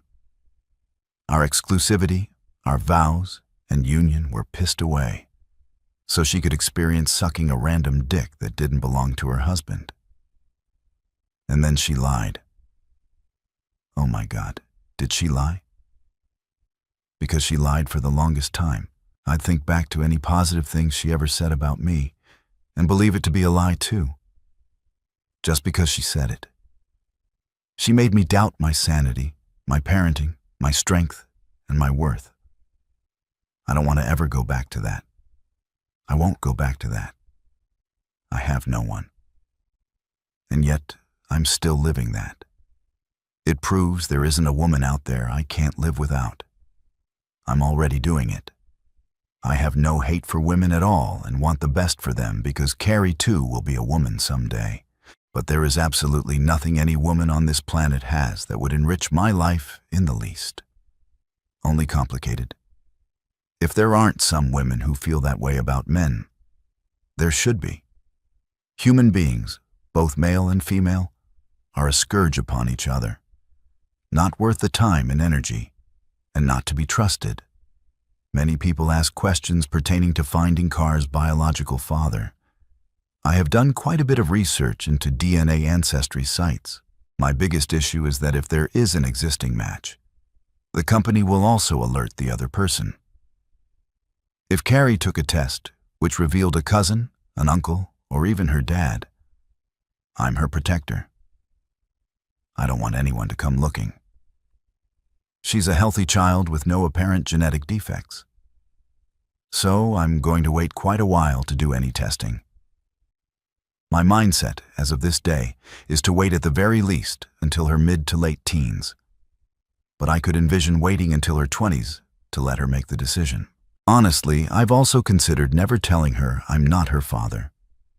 Truly, if there's any advice I could still use from Reddit, it would be questioning at the end of the day what would truly be best for Carrie. Do you think never telling her now, after all that has happened, would be a good or bad thing? Should I wait until she is a teen or an adult at 18 to tell her and begin the search? I'm not worried about me. I already know the truth. I'm trying to prepare for any future scenarios, both good and bad. How likely is it she will have some medical condition? She will need to know her paternal medical history. Please know any DNA genealogy testing will likely happen several years down the road at the earliest, with her mom out of her life. So recently, I don't want to do something that could make her feel less secure, safe, and confident in her own identity and mine. It's odd to be in the situation I am, and to sincerely hope both kids took after their fathers. In closing, I want to thank Reddit user Ukrainic in particular for the advice given to me through my ordeal. You probably aren't 187 years old, but even if you are wise far beyond your years. You were able to analyze my ex and predict angles I was leaving open for her to attack. And when you said she was desperate, I believed you. But damn, in the end, Mari literally around and found out. Thank you for assisting me in every way to help her find out. To the many others who pointed me in the right direction or sent me an encouraging message, I thank each of you. My plan is to post this, wait half a day, and maybe respond to a few comments over a period of a few days. Then my story will officially be done. I rarely even think about Mari anymore, because I stay so busy in my new life without her. So, I don't want to dwell on what has happened for more than a couple of days. My kids are my world, and I actually love my job, which keeps me busy. The pay is just a bonus for being allowed to do something I enjoy. To any Australians who read this, I hope I didn't offend in any manner. That was not my intent in the least. I hate being the bearer of bad news for your nation as a whole. You guys didn't deserve this any more than I did. Just remember, if she gets drunk wearing a skirt with no underwear and does a split in one of your bars one night, gently rock her back and forth to break the suction and she'll pop right up. To all those who took the time to read, I thank you and wish you a good day or night. To those who didn't, I will try to keep this short. But I had a session with my therapist today at lunch. I'd sent her the post to read what I wrote and all the comments. She absolutely loved you people for nudging me towards something with Nadia. She urged me to take it slowly, but be honest with her and myself. So, when I got out of my session, I called Nadia and asked if I could drop by to get her expert opinion about a few things. After dropping the kids off at their grandparents', I stopped by the firm to talk to her again. I have no game because I never had to develop one. I don't know how to flirt. I'm just me. All I have is kindness, humor, and sincerity. When she realized I had no legal issues I needed to talk about, she got a sly grin on her face. I told her I'd been doing a lot of thinking and talking with friends since she and I talked. I told her I am 100% scared as hell to open up and give her a chance. But I'm also 100% sure I need to man up since she was woman enough to shoot her shot.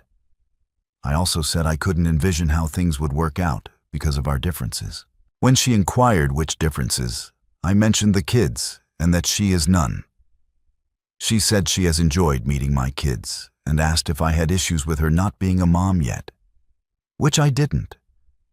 I said I had a little concern her being so petite and me so tall that I might accidentally hurt her being clumsy or something. She promised me she was pretty tough and said big things come in small packages.